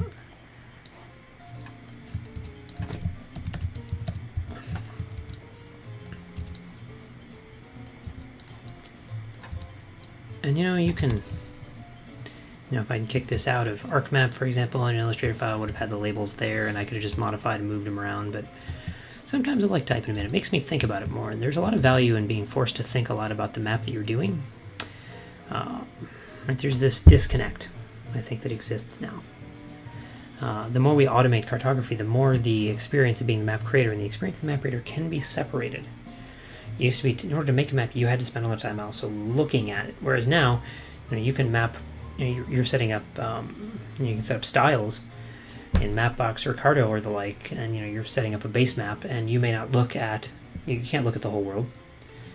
And so you're mapping places without being able to also read and see what it looks like there, and that's a real challenge. And I've seen some NACE presentations about how they try and build in lots of examples to help you see how stuff's going to look around the rest of around different scales, etc. But it's kind of a challenge that we face cartographically, and that's why I like to do this sort of slow mapping.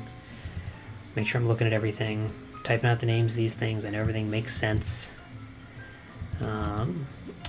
Said my stream got a little bit low there for a second. Looks like my bitrate is back up. A couple of streams ago, I was streaming on Wi-Fi, which was probably a bad idea. This one, since I started hardwiring directly into the router, though, things have been a little bit better. This is the Dniester.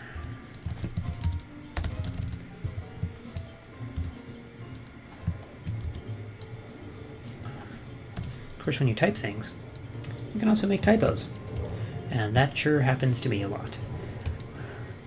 But this is early stage. Let's label this a little bit farther down the way, so I don't have to, we get plenty of time to catch that kind of stuff. And south of the Dniester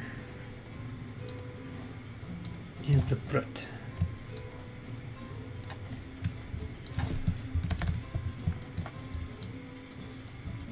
Plus, I'm typing these, thinking about them, learn all kinds of geography. Like, I've heard of some of these rivers before, and the more I've heard of them, and the more I keep putting them on maps, the more I'm going to remember exactly where they are. That's the Bug, yep. I'm going to remember where they are, and just sort of improve my general geography trivia knowledge, and I'll be able to win prizes at NACES GeoDweeb Jeopardy someday. It's a fun little game show they have at the NACES conference every year. And the NACES conference is being held online, so that's going to be... Hopefully they'll still have GeoDweeb Jeopardy.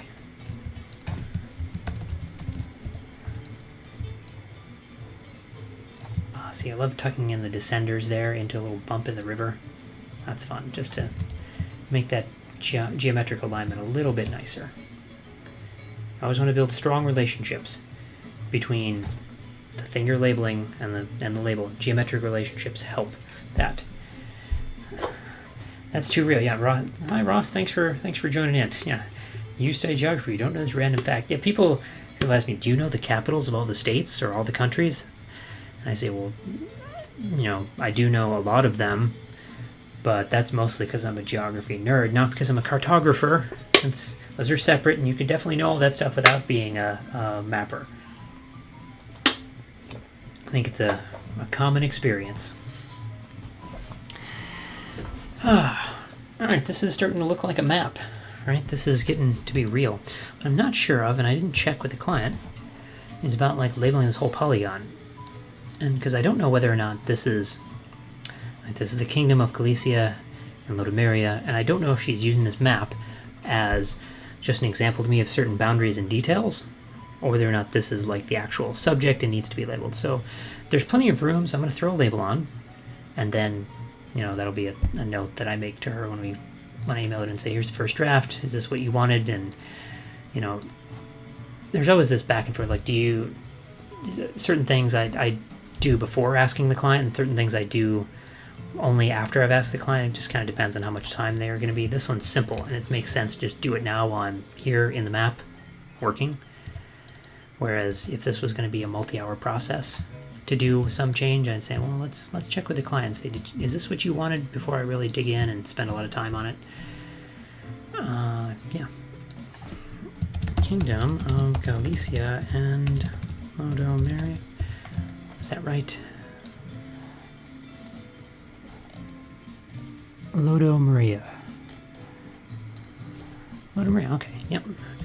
And we'll just copy that type style there. Except we will give this a little bit more oomph, darken that up a little bit.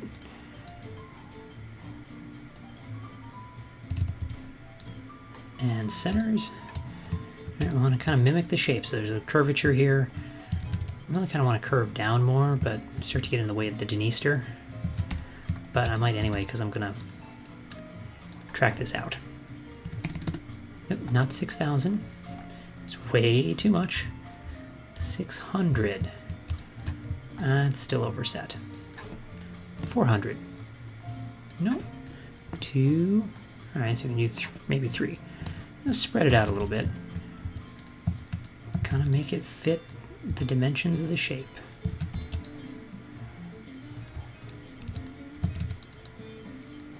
And since we don't have a lot of else going on here, this will kind of make things a little bit more visually interesting.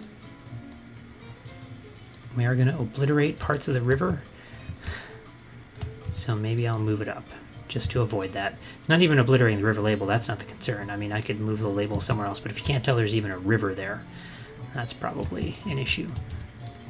And let's just, it's not quite, it doesn't feel centered, and I forgot to, I always tell my students, lock the layers you're not working with, and then I never do it myself. Keep accidentally pulling things. Alright. Yeah, I like that. Okay. So, move this under type. Lock that down so I can select the denister label. And find a nice little place to tuck that.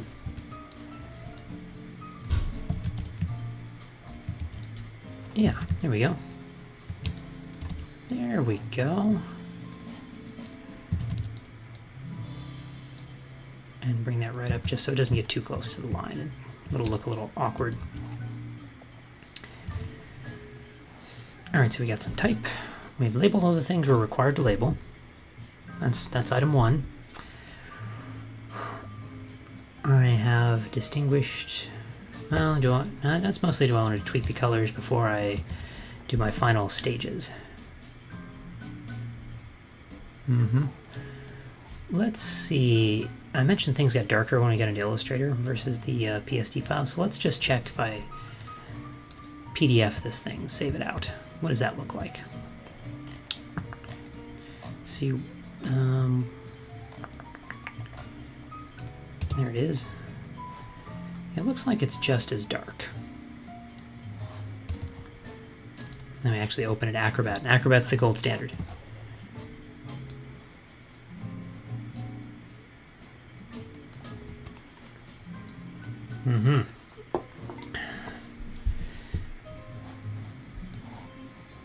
It's even darker in Acrobat.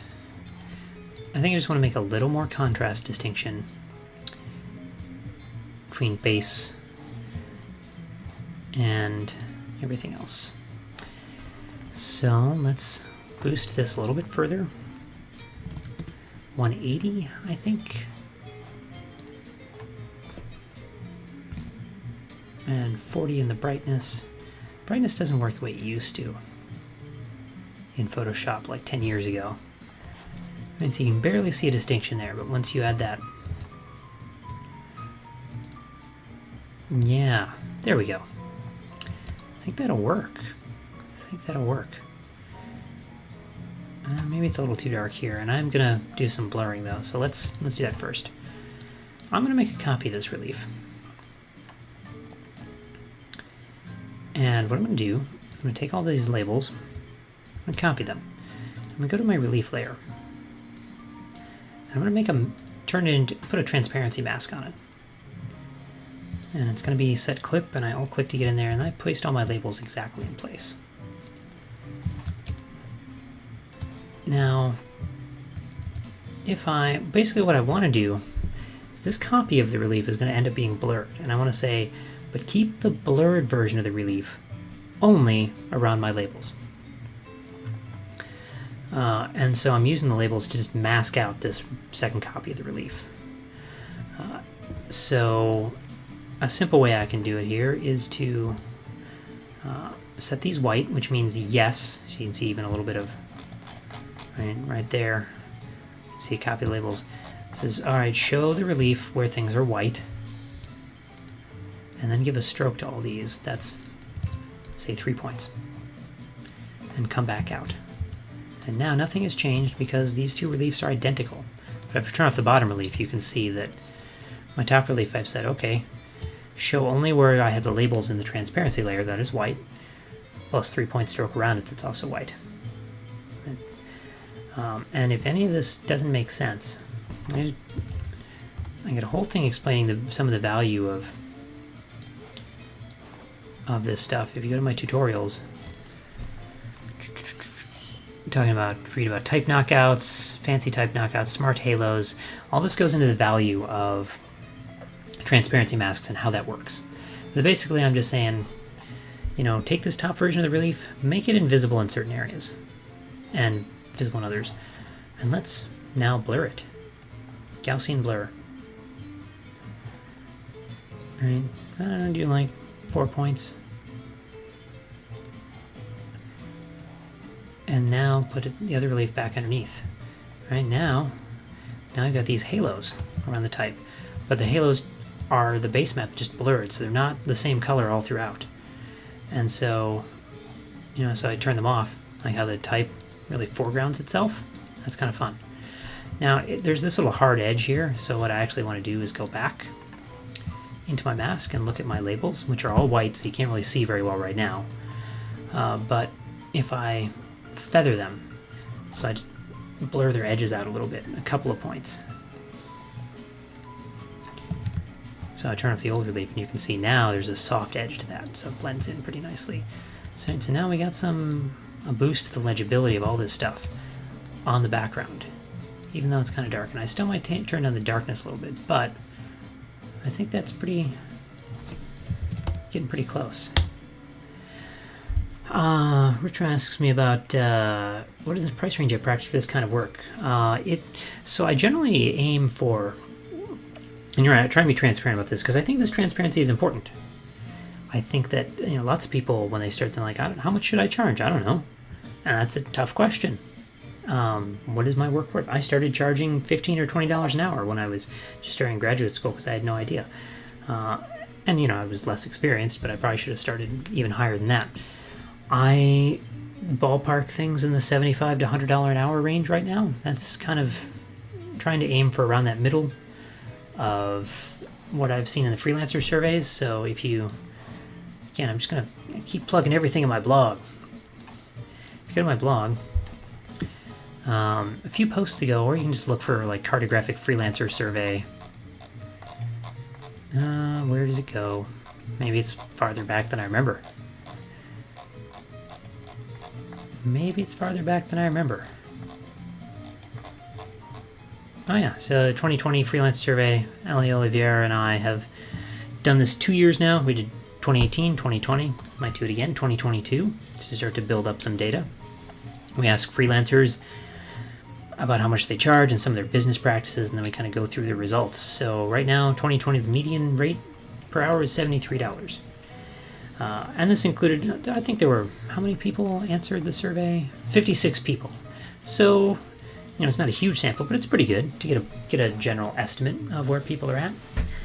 And, not everyone charges by the hour. I don't always charge by the hour. I go flat rate sometimes, but there's still an hourly rate in the back of my mind. If I say, I'm going to charge you this much, $400 for this map, well, in the back of my mind, I figured it's probably about this many hours at $75 an hour, roughly, kind of thing. So, definitely, look for the Cartographic Freelancer Survey. There's a lot of stuff to break down, charts and graphs and all kinds of things, and a discussion between me and Ali and Molly O'Halloran. We kind of present the results, a little discussion between ourselves as a way to kind of make it more interesting to look through. So, yeah. But good questions. Thanks for asking. It's something that I hope that people take as an example and are comfortable sharing their own information this way, because I think there's a lot of value in helping us all figure out, and it's also valuable in helping us all get paid what we deserve. We asked people in the last survey, did you read, in 2020 we asked people, hey, did you read the 2018 survey? Did you do anything? Did it affect you? And a lot of people said, oh, I read the 2018 survey and I started charging more money because I realized I was like way underpaid compared to my colleagues. So that was good to know, and good to see that people were starting to understand, because this is not like, I imagine, and maybe this is wrong, but if you hire like a freelance editor or a freelance graphic designer or a freelance writer. There's thousands and thousands of them out there, and there's enough that there's kind of like a stable market. There's kind of a standard going rate based on your experience and the kind of work, and sort of there's an expectation of probably how much you should charge. Or I imagine there's a stronger one of those than there probably is in cartography, because there's so few of us, and it's really just hard to tell what are the other people doing. What's a correct amount kind of thing. And so, you know, that's part of what we're trying to overcome. Even if you charge $30 for cartography GIS, I mean, you know, it also depends. I mean, it doesn't matter whether you're me or not either. So, like, you should be charging, you know, what your time is worth. You're a human being.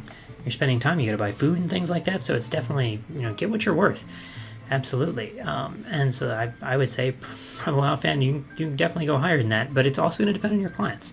And this is the thing. I aim for that $75 an hour. Sometimes people pay me a lot less because that's what they can afford.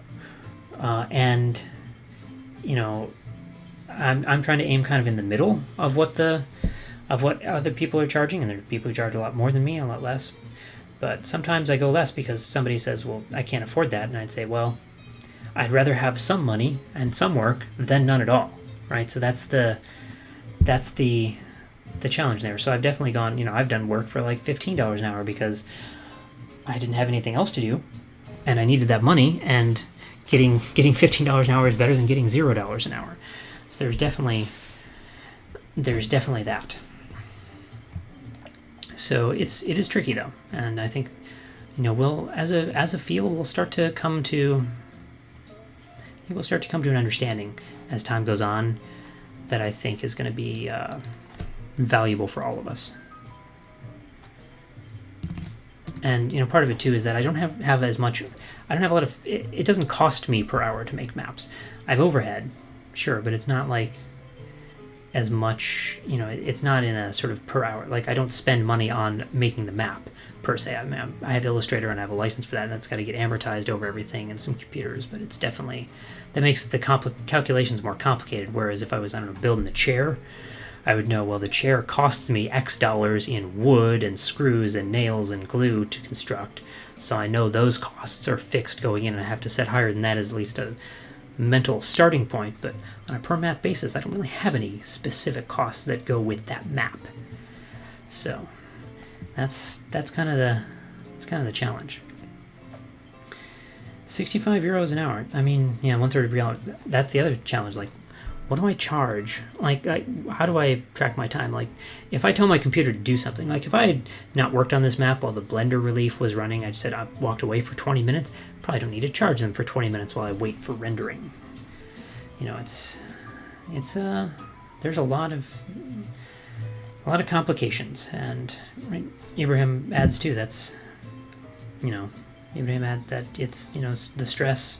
Hourly calculations, absolutely. I feel like I gotta do things fast. I gotta like I'm on the clock for this person. If I have to go to the bathroom, I gotta clock out so I don't charge them for that 2 minutes, etc. And, you know, there are times when I'm like, you know, I'm gonna take this map and I'm gonna play around with it for my own amusement. I might clock out for a little bit, but what was I doing? I was altering I made everything a little bit lighter again. That's right. I thought it was just a little bit too dark, and that didn't look, that hardly changed at all.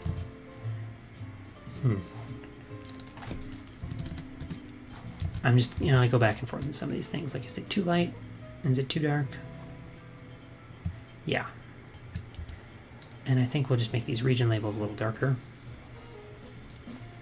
At a certain point when you're hourly too, you gotta stop obsessing. You're like, I'm charging somebody for details they won't care about. Yeah. Alright, I like it. I think it's reasonably balanced. That'll do.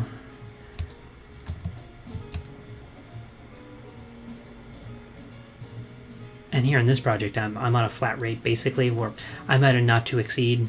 I'm like, I'll charge them less if the hours come out less, but I know they're almost certainly not going to, so mostly going flat rate. So I feel like I can take some time to do some of these little details. And who knows, maybe this client is watching the video or will watch later, and they're hopefully pleased with the way I'm attending to some of these details. And do I want to take down the admin 0 just a little bit? These are background features. They're still visible. There we go. Yeah.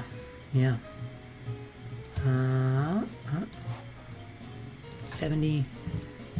Because these are important, and I still, that right there is a little bit tough.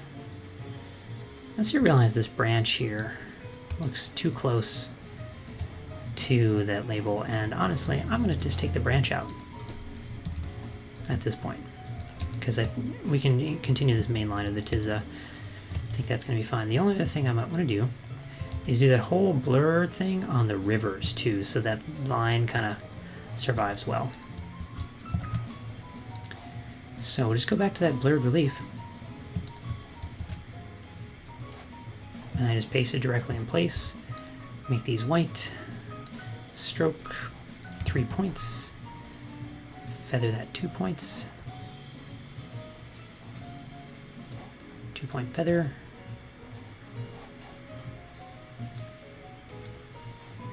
Come back out. So if I turn off the previous thing, now we got a little, just a little, I probably need more. Don't I? There's not enough there.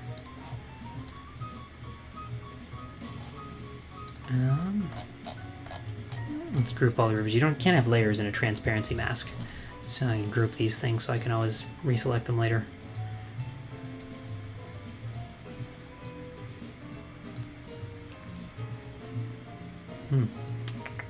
Four.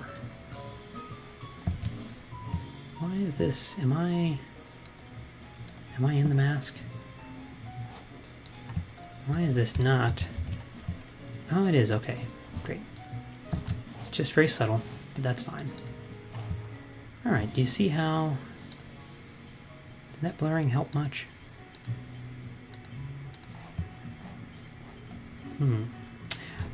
Oh, I know.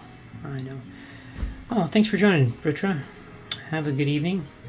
I know that folks on the other side of the Atlantic are staying up late. Yeah, there's an hour before. There's things have come a long way. I know what's happening. I think I know what's happening in this group. No, okay, I don't know what's happening. Let me turn these pink for a second. Is it just the stroke's not big enough? Yeah, the stroke's just not big enough in that mask. That's the problem with working with things that are white in a transparency mask. It's hard to see what's going on.